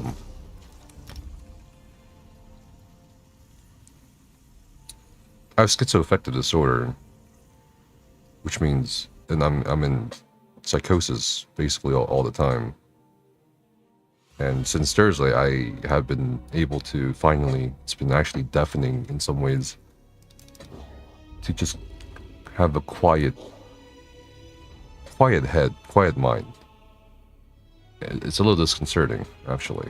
But I feel like I can look at a lot of things, and sorry, I keep saying I feel. I know I can look at a lot of things now and people and be like, and just let go. I don't know how to describe it. It was an experience. But yeah,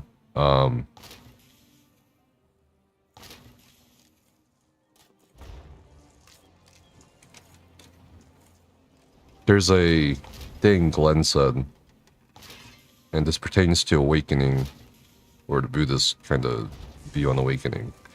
And Glenn said, before awakening, mountains are mountains and rivers are rivers. During awakening, mountains are not mountains and rivers are not rivers. After awakening, mountains are mountains and rivers are rivers. And that's what I'm feeling right now. That's what I've been like feeling for the past few days.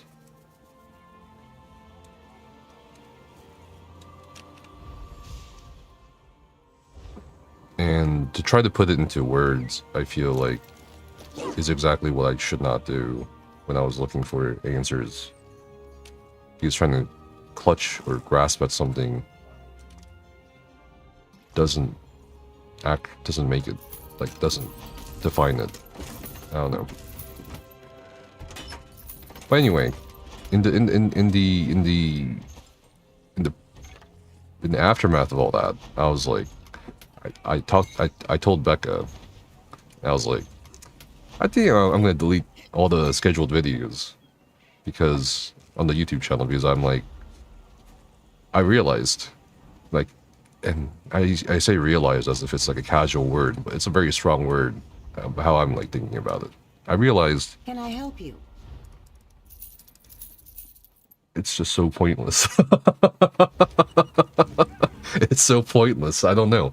Not in the sense of like nihilistic pointless, like, oh, you know, we're gonna die anyway, so let's just, you know, stay in our room and die. It was more like, there was a moment where I just had this tray of ash from the grill, and there's a fence, right? Separating the patio from the outside world, and I took that tray and I dumped it over the fence, and I laughed because I was like, because I was like, that was so fucking pointless. Because what is that fucking fence? You know what I mean? Why did I dump that ash over the fence? As if that somehow marks some sort of boundary or some sort of, I guess aesthetically, yes, if I had dumped it on the patio, yeah, of course it would look really bad, but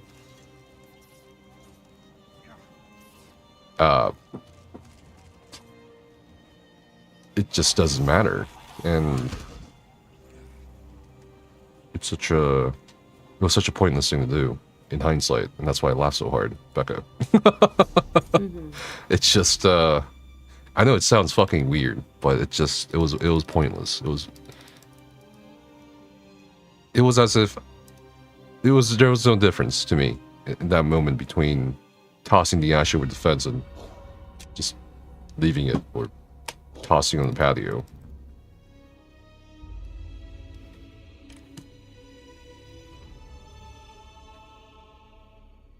Make sure to sin as much as possible because you can ask for forgiveness.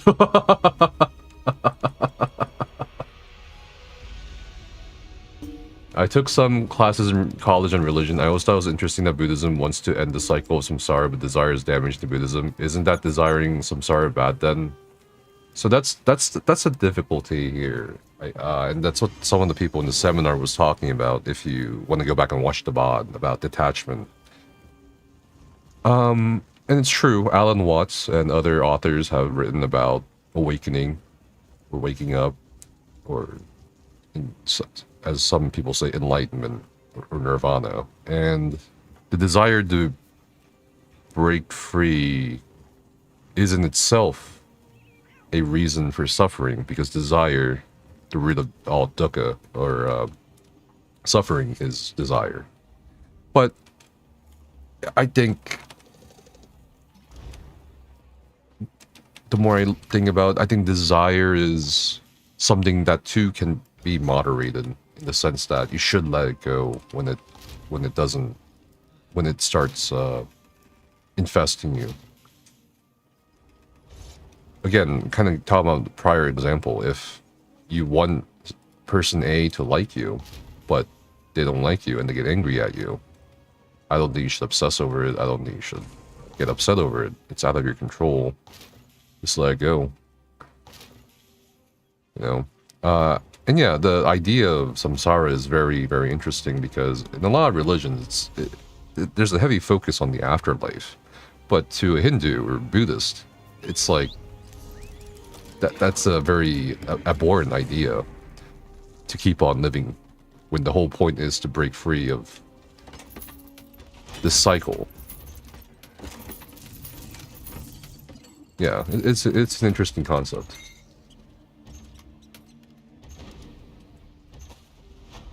Bro, you need to stop smelling the roses. Oh, I did.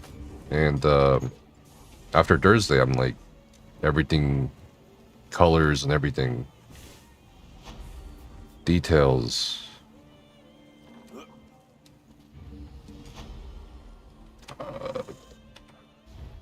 They were always there. It's just much more pronounced and vivid, clear.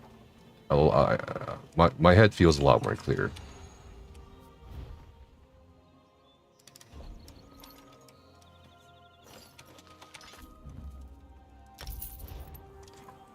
If only feelings work that way? Well, I think the point is not to feel. Sorry, I don't think the point is to... How should I explain this? I think the point is not... The point isn't to not feel. I think the point is to feel, but not be a detriment. Just let it go, you know? I think it's valid to feel things, but you should have the ability to just let go. And that's kind of where I'm at right now. I feel like if something happened, you know, I wouldn't get mad. Like, maybe I'd get upset, but I'd be like, okay, well, that happened. It was out of my control. I'm gonna let go. Just move on. No amount of logic can change how our body reacts or feels, unfortunately. We can justify or process it, but we're human. A bad person can't reflect and take a step back. Good people can. I think that's one of the problems I raised up with one of my former professors on at least Zen Buddhism, or as the Koreans know it, Son Buddhism, or Chinese know it as Chan Buddhism.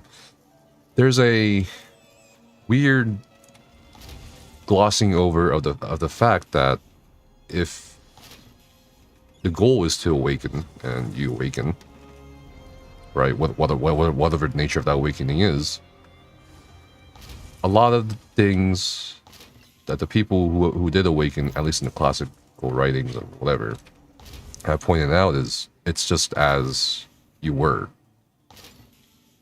Some people have ventured, like Alan Watts have ventured to suggest that it's simply a realization of and deep understanding of you are what you are without putting, I guess, this super ego into it. And there's an ethical problem with that because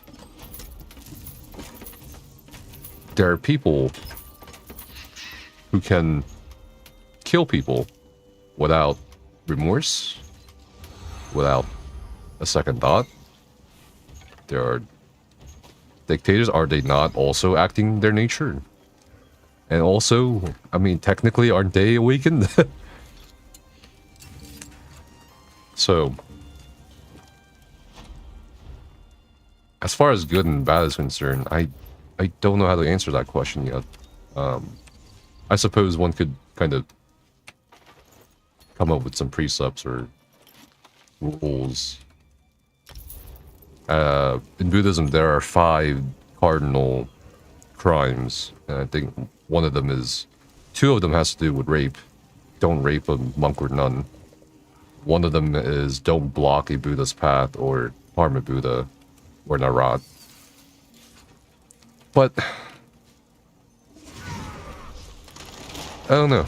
There's a lot to think about. The add-on is LUI extended.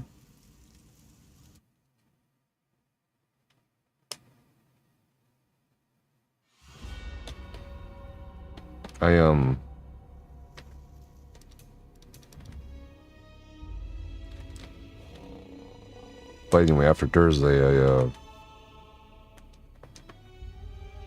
don't want to be cliched and be like, I feel changed. I've changed. Because we're always changing on a biological, molecular level at some, at some level. And I think in terms of critical thought, everyone changes, or hopefully changes. I feel a lot lighter. Really weird description, but I feel lighter. Mostly, like, it feels like I feel very light-footed. I feel very light. DT Suzuki once said that after awakening, he felt like he was always walking 2 inches off the ground. Kind of. I don't know if that's what I'm feeling. I just feel very light.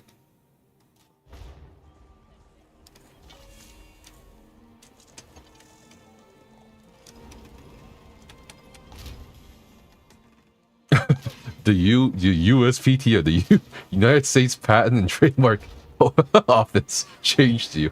Spent 4 hours on there and you were never the same. Honestly, that was a very terrible experience. I would never put another person through. If anyone in chat has ever, like, for their business, or maybe you launched a product some time ago, or you came up with an invention and you tried using the USPTO website yourself without commissioning a lawyer to do it, it's for the lack of a better term, it's a hellscape. It's just awful. Government website. I feel like a government website should be much more friendly to use, more streamlined, but it seems just like with everything else except that isn't the military, the US government websites are not very well maintained.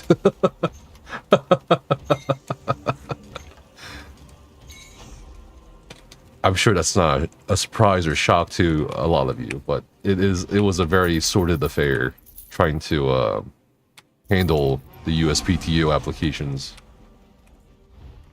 You really hope this expansion saves the ESO game that feels that as well. Well, let's come back to it later.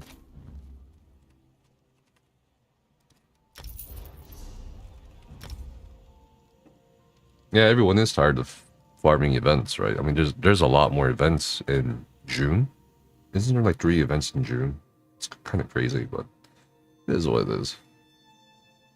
I try not to worry. I just think of what Willie Nelson said. Never helped anyone to worry about something.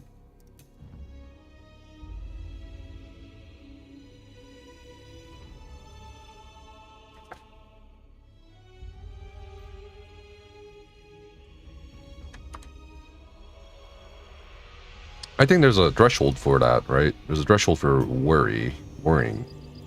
Let's say you're someone who's planning an attack on, like you're in the army or you're a general, and you're worried about a lot of factors. But the moment the operation goes into effect, it's like you can't control anything. You just let go and hope for the best, or not even hope for the best. Just see what happens, what the results are, and go from there.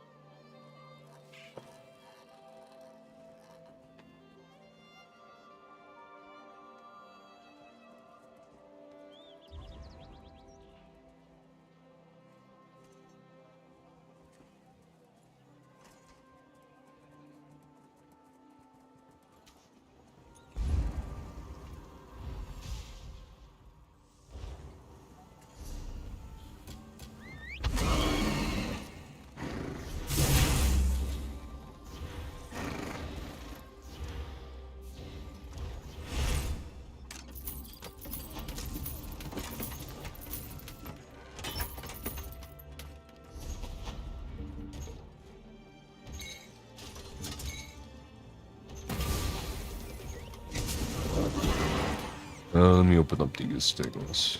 How are you doing today, Brain? How's your Sunday?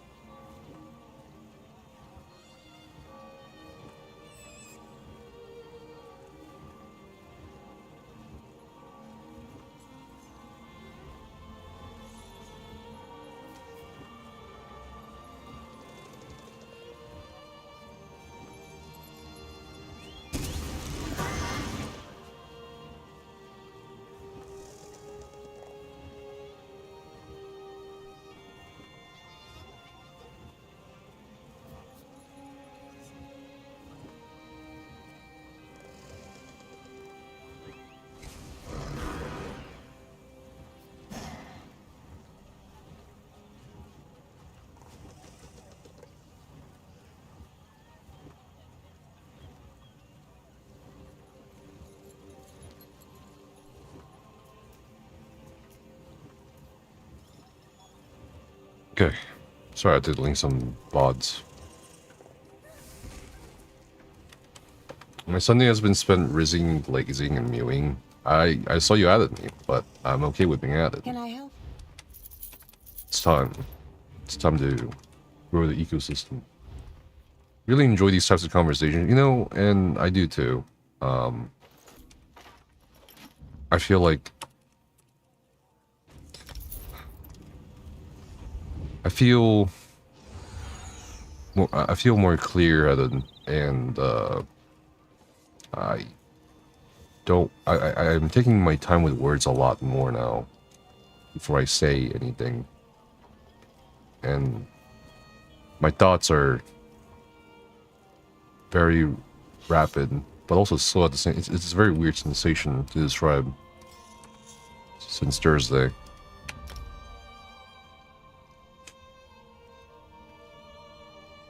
At what level can you start doing vet trials on PC? CP 160.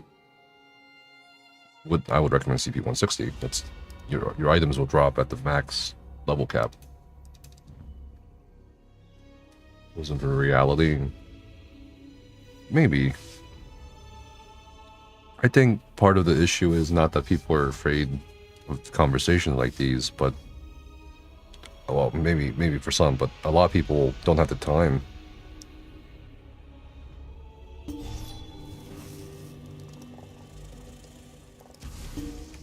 I really do need to relist things in the guild traders, yes. Yeah, permanent gear is good. And that's one thing I realized too on Thursday. And I had realized it sometime, like, I think a couple months ago too, when I got, like, there was I don't know if Becca's here, but, was it Boston or something? Anyway, like, we got, Becca and I, or at least I did, I got super fucking, like, high. And I now remember what exactly I was thinking about. Because now I remember a lot more things after Thursday. I was thinking, I tried to articulate it to Becca. Because I was crying. And I was like, and Becca asked me why I was crying and why I was upset. And I told her, how can I help you?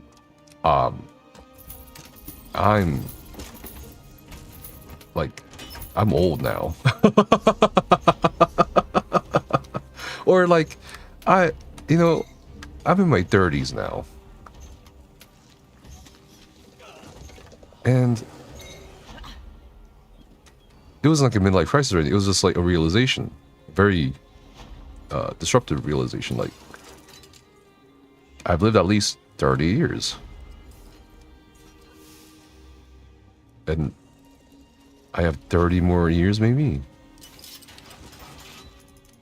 You know what I mean? No, this is not a midlife crisis. It was just a moment where it was like, this is so impermanent. This is so short. And I was upset because I was like, I don't want this to end. You know? I think a lot of people, including myself, had a hard time figuring that out. You know, it's like, you don't really think it often because you are you. You think your thoughts. You're kind of, your perspective is sort of the main character perspective. You know what I mean? Like, you're not experiencing things if you're not alive. So those things aren't really real until you are alive. So when you realize, holy shit, I'm gonna die. Or I'm gonna go back to the way it was before I was born.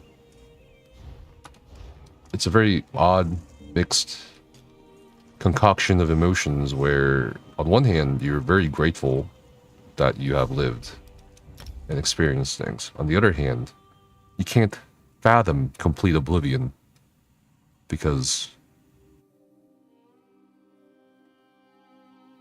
it's jarring, you know. Yeah, I'll get very upset.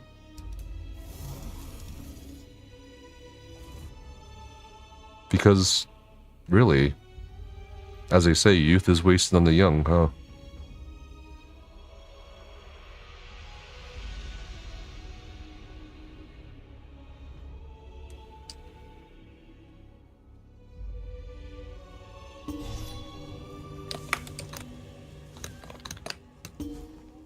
Because if it's 30 years now, another 30 is like... They're a bit for every year I've been alive. Smiley face. Thank you, Sir Crusher. But, it's like, what's another 30 more?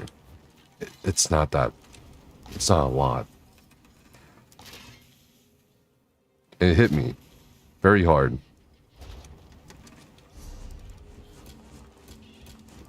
And so that's why I'm thinking to myself, a lot of what I'm doing right now is not pointless. Again, not in the sense of nihilistic pointlessness. It's just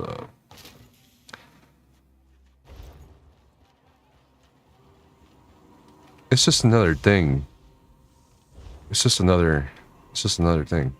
I realize the long line of things that preceded me and will come after me. It's like looking at my dark silhouette in the hallway, illuminated by the light behind me, onto a Breakfast at Tiffany's poster, and realizing that silhouette isn't really me. It's like it's everything, or rather, not everything. Everyone. Whether it's memories, ancestors. So, yeah, I don't know.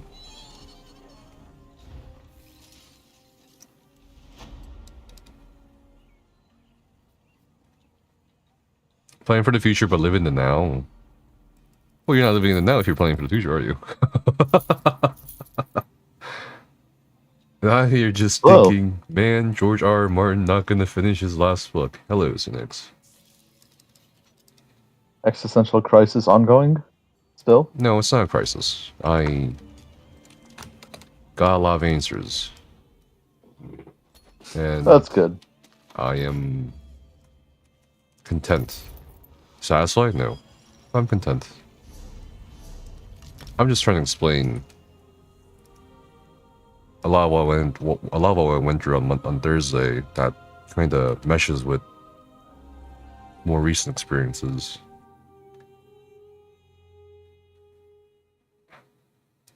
So,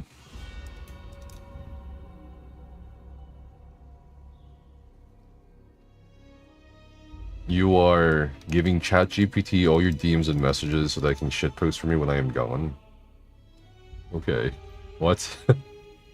Better yet, give ChatGPT all the ESOU stuff so you can finally finish the thing that you haven't. True. Very true.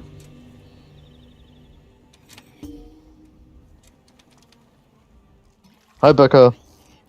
Oh, Congrats. thank you, thank you. You are now officially a college graduate. How does it feel, ma'am? I'm so tired. Yeah, that tends to be the experience for everyone. I remember doing my undergrad ceremony, thinking to myself, I really could have skipped this. I really could have. I mean, don't get me wrong, it was a great experience, but I'm just so tired. I was up at 7:30 yesterday morning and didn't get home until 11 o'clock last night, and then I was up at 5:30 this morning. So Yeah. I remember. Have a good one. Appreciate you coming by. From my undergrad, I was standing there. You know, it's June in Florida. You know, the sun and the humidity all there, outdoors. I'm just like, all this for a piece of paper telling me something I already know, that I just went through 4 years of college. Is this really necessary? And the robes too. The robes fucking suck. Ugh, they're so hot, and they don't even have pockets. No, they don't. They should. Like, when I was in my early 30s, I found out I had cancer. Sorry to hear that. It kind of changed my whole perspective. I could live 30 more years, or I might not see tomorrow, so live in the now. Time for the person. You think for a lot of people it will take cancer or something very debilitating for them to realize that life is indeed short, or at least their summation of experiences is short? for me personally, I think a lot of people, particularly in the West, I feel like the transience of life is not something you realize until you hit 30. I see.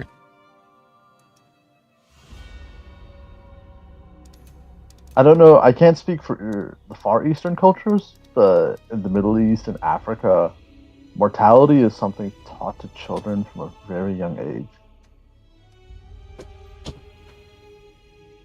It's something ingrained in that part of the world's culture that you don't know if you're going to wake up tomorrow.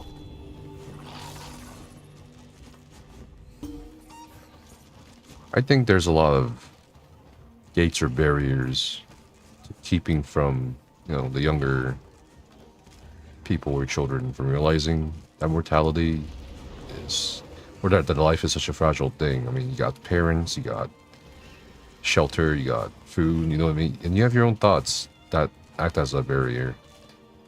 Yeah. You know what I mean? Again, like the whole concept of you just one day not experiencing, not thinking, not feeling, just nothing is very unfathomable to a lot of people. Yeah. My grandfather would constantly tell me, like, I don't think a week of my life. No, I'm not even trying to be funny, but like, I don't think a week of my life went by where he did not say, "Look, I'm gonna die someday. I'm not gonna be here for you all the time." Mm-hmm. He would say it consistently. When I was younger, like pre-teens, early teens, I hated it when he said that. I used to get so upset. I would cry. And then, like, when I did be, in my teenage years, as I got older, I'm like, yeah, he's right. Because by then, at that point in my life, I've seen people die.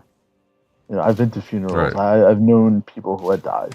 And I realized, and then finally, when I was 18, he died. Mm-hmm. And then just the reality that, yeah, everyone dies. We're transient guests. We're not here forever. So I was also raised to know that, I suppose, to make it very clear that life is not permanent, that we will all die. And my grandmother used to tell me the same thing. I'm going to die someday. Correct me if I'm wrong, Becca, but your grandmother was of native ancestry, right? She is, yes. Yeah, so see, I think it's just something part of that other Western culture that isn't addressed as much. Yeah. Whereas in other cultures, like Native cultures, Native American cultures, Eastern cultures, Middle Eastern, African cultures, it's just something more prevalent, I guess.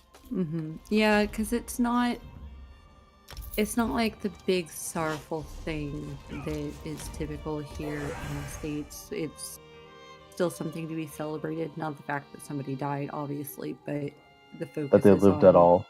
Yeah, exactly. Yeah. I think that's what Glenn... Sorry, go on. No, it's okay.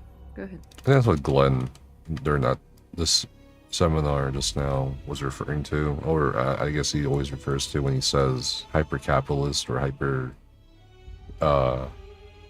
industrialized society. Like, I think everyone on some level knows they're gonna die. They just don't, on one level, understand what that means, and also don't really fully understand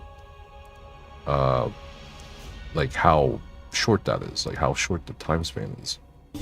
And it's like, I find it very sad to me, at least personally, when the objective of a lot of people in working America is like, you work 30 to 50 years and then you retire and you actually then enjoy life for maybe 10 more years or 20 more years at most.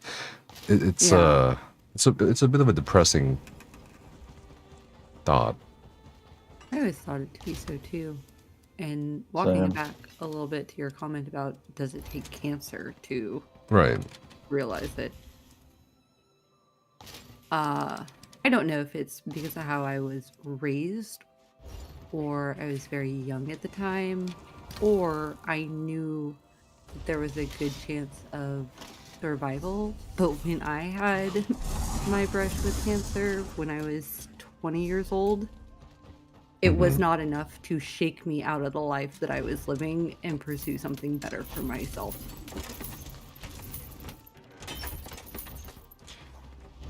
I think there's So I a. think it Sorry, go on. depends more on the person and possibly the environment in which Yeah. you're in. Oh, 100%. It's a very unique to the individual experience. Yeah. I feel like a lot Everyone for. has different. I feel like for though a lot of people, there's comfort in being uncomfortable. You know, because that's what they know, right? Yeah. As weird as that sounds.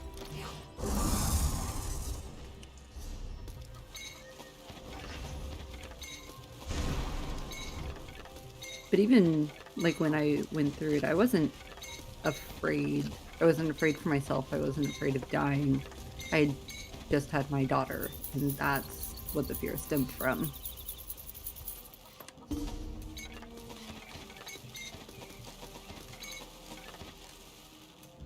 I think my kids were definitely a big part, or at least they were a major factor in certain changes in the way I think. Mm-hmm. Like I think I told you, Becca, when I realized I was in love with my wife. I'm not sure if I told you that story. Okay, I have. Okay, yes. So that was a huge part in the change of my thinking. That now I actually have somebody else to live for. Like it wasn't just me living my life. There's like a collectiveness here now, right? Mm-hmm. So when the kids were born, there was an added depth to that as well. Yeah. And being a mother, you know better than anyone, but the sheer responsibility of children and how ingrained it is into your daily thinking. Yeah. I agree. Like the first time, you walk away from the baby, and you hear it crying, the sheer panic that sets in. Like, holy crap, what just went wrong? The first time you see them bleed or get hurt. Yeah, like it's jarring. It is.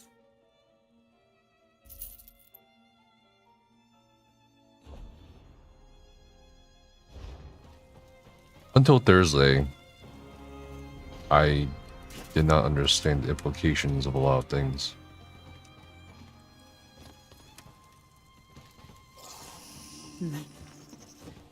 And this phrase keeps popping up in my head every time I think back on what I saw. It was like, not pointless, but pointed. And if the point was, I guess I visualize it as an arrowhead. Like, I guess, whatever we call life, it just keeps going. It's not that it's pointless, it's just, we just don't know where it's going. And I don't mean life as in my life or your life, it just, whatever comes after us. And I think that's part, maybe a very primal level of wanting children. I don't know how to explain it. I mean, ultimately, I love this from vintage. an evolutionary biological standpoint, the point of life is to propagate, to continue, right? Survival. But why is the goal. Propagate? We can chalk it up to a scientific notion of survival, or I suppose in some aspects evolution, but... Well, because the other option is oblivion. Correct, but when it comes to the individual, it's gonna be oblivion anyway, right? Assuming that there is no that depends. Religious That afterlife. depends on the personal. Yeah, right, exactly. But if we were to accept it as our life as impermanent, our experience is gonna be during life as it was before life. What is the point for that person? And something just speaks to me from a very primal level that it's so hard to put into words. Well, It's just so hard. You're approaching this from the well, and I understand why you're approaching this from the idea that there's nothing afterwards, right? For the individual, but there's something for the collective. For the collective, yeah, for collective humanity, Is it then the race, the human race goes on? Isn't it for the sake of the collective that we gear ourselves to this propagation? It depends on the individual. There is no monolithic systemic answer to this, right? Just like morals and ethics are not set in stone for every single person on the planet. No, there's no unified code of ethics. Right and wrong, good and evil. It depends on the person, depends on the society. Within society, you have subcultures and sub-societies. And then amongst them, you have individuals born with different neurochemistry that results in them not caring at all about what society has deemed right or wrong. So I don't think there's a single answer. I don't think there's any one unified answer that can be given. Ultimately, it's a subjective endeavor.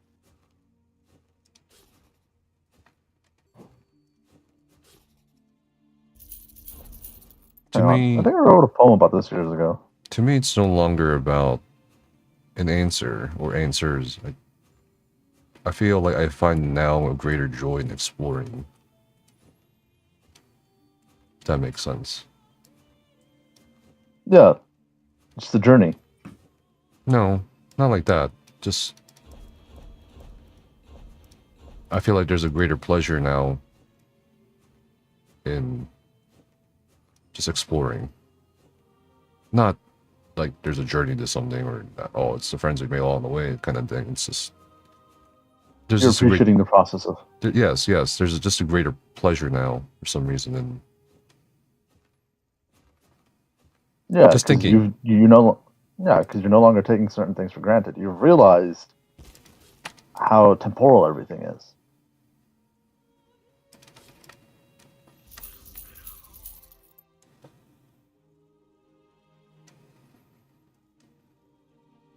What if they can move us over into robot bodies? I think that people are horribly wrong. Anyone remember a Sodom Centurion? Yeah.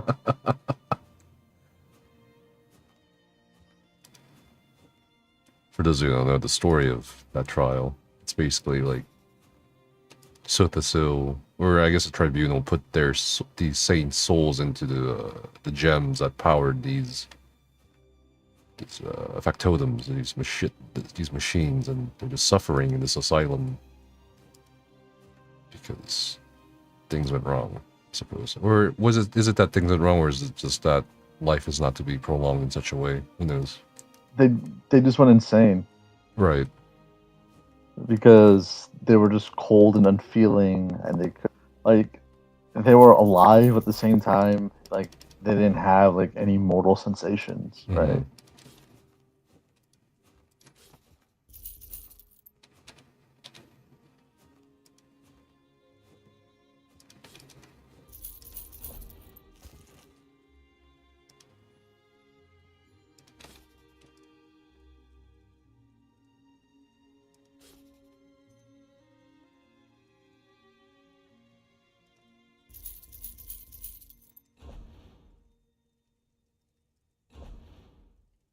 Yeah.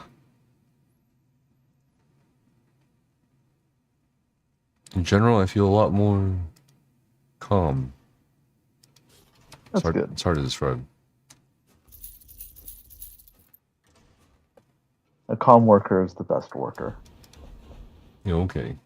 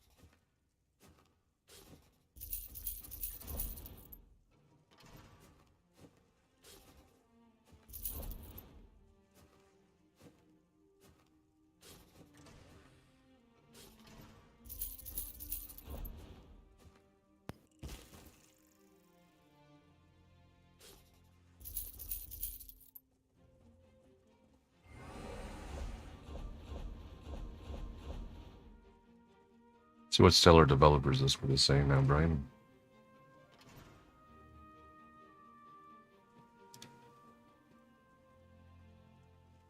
Decentralized HubSpot, but more of a personal brand type solution, Zerodead. I guess, yeah, sure.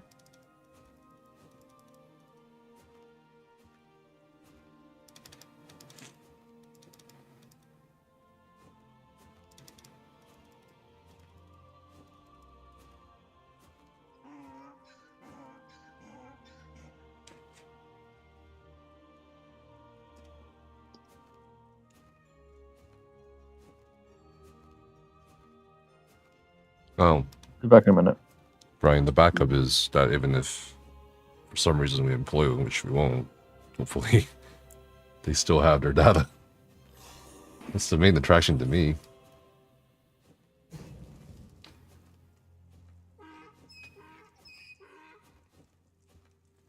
But I'm also excited to see what the security looks like. The security interface, or like the password, the authentication process, I suppose. Because I'm gathering, at least from our earlier discussions, that it will be a bit different compared to the Google sign-ins or the make an account. I think we talked about master key, like a blockchain kind of thing. How many characters? I have 20 characters as of last week, or this week.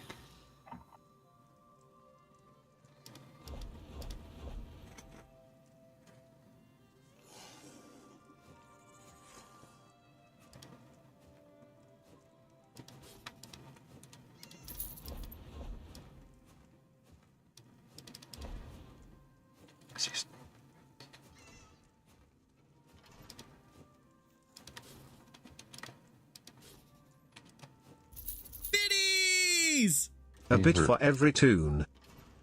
Thank you for all these biddies, Star Pressure. I appreciate your support. It does help a lot, whether when people sub, gift, cheer. Good day, bro.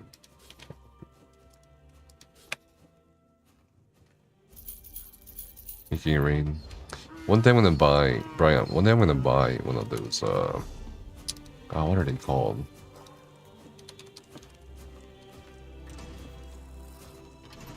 Oh, this. I'm gonna get one of these. I'm gonna stuff it full of bills. I'm gonna shoot it everywhere.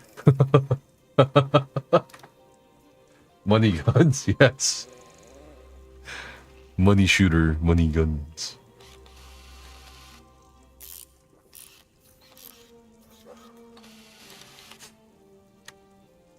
The money gun. Honestly, like, the fact that there's a product for shooting money, I think it's pretty cool and funny.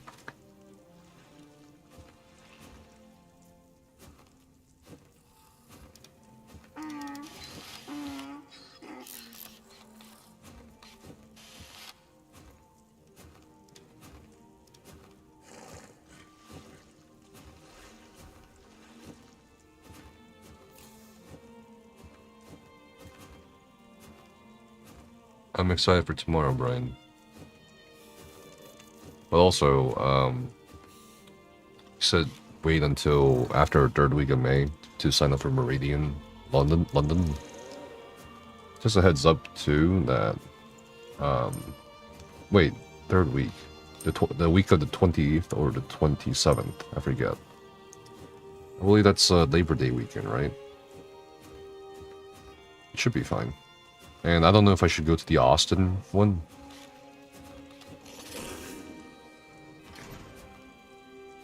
When Becca wants coffee, just shoot the money gun at her. Why? Oh, so she can buy coffee for herself? I think she wants me to make her coffee. And right now I can feel her mind saying, you didn't make me coffee today. No, you didn't. I had to make it myself.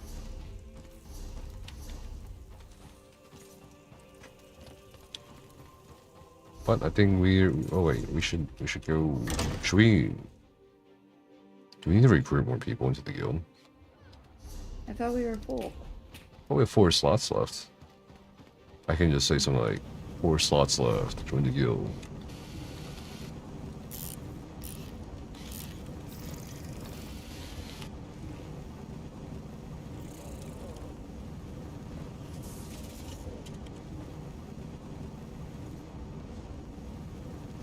I'll just say 4 slots left. I think people would love, you know, exclusivity, or the appearance of exclusivity. Sure. Recruiting for Sump? Yeah, just casually, slowly. I feel very unrushed these days. Or not these days, since Thursday. For Becca's coffee, lol. I will contribute those bits towards the coffee.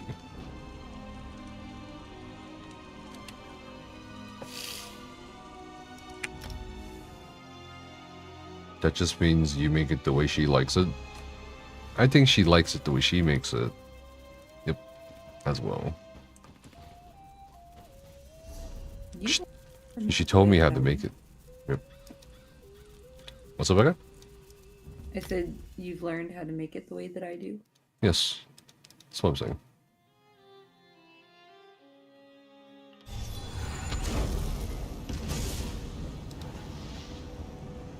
Within the tree? How would one find them? The tree is so large.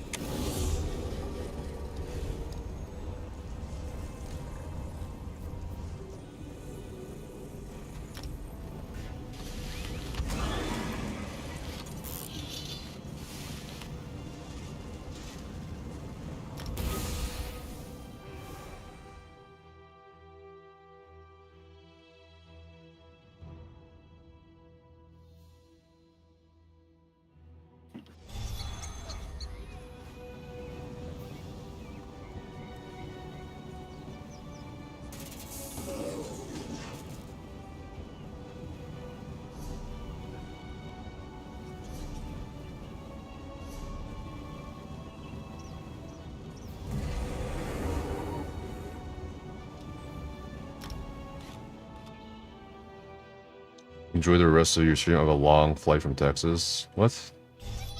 Oh, okay. Stranger's joking that he attended your graduation. Yeah, I know. I saw. Boy, if you're in America this day, we have too much work for you.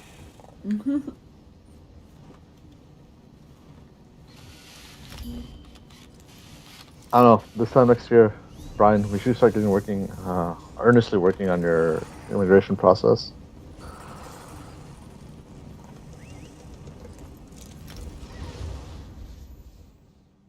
You know,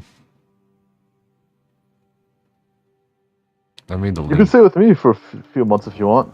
Florida is basically Australia, so you know, just stone throws from New Zealand.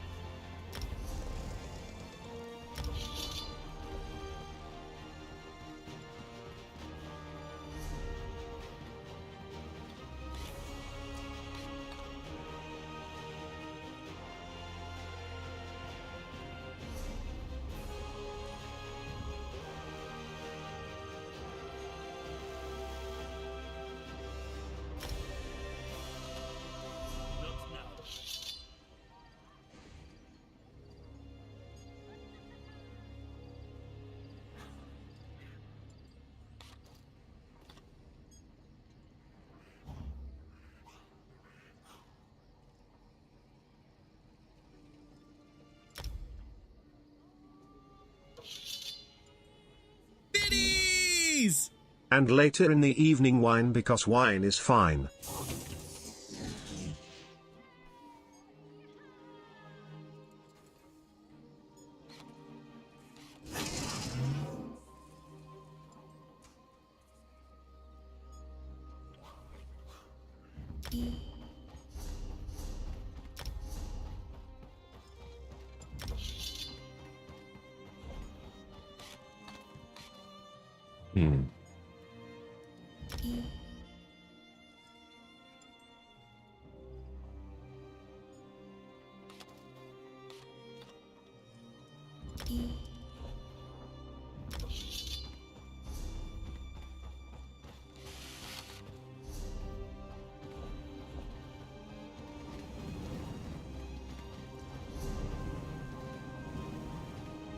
Thank you for all these biddies. But yeah, today's a short stream. Unless anyone's got questions or anything, I'm gonna wrap it up here soon. And I think if Becca wants to, we'll start the game with me and Becca. What? The game. I want to play with Becca. Oh, what are you guys playing? AI game that he can't do on stream. It's not AI. It's Detroit Become Human. Okay. Androids. Oh, that's a good game. I played it 2-3 years back. Your PC can't handle it? Streaming Can't it handle and streaming and playing it. It's so intensive. Too intensive. Yeah. But even at lower graphics size, it's no bueno. Yeah, back in the pandemic when I had my old PC, it was pretty intensive on my rig. Damn, I barely missed stream. Well, Agent, I would watch the VOD. Play on Oh, right, PlayStation. Agent. I've been meaning to tell you, Agent. Next officer meeting, I'm going to fire you. You're kind of useless as an officer, so... Wow. Public humiliation. I woke up today thinking we were raiding. True. But Lucid has said multiple times we're not raiding today. And we might not even raid tomorrow. Right? Or are we?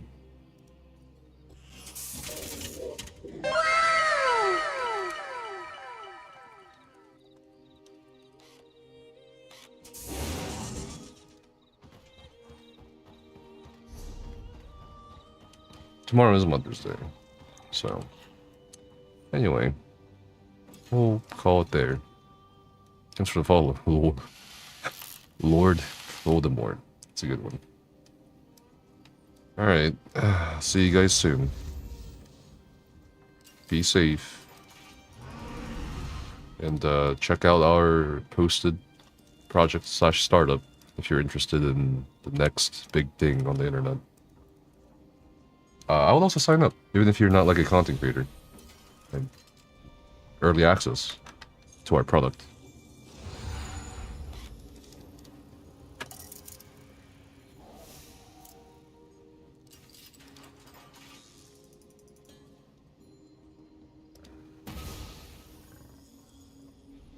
What do you guys have planned for the rest of the day?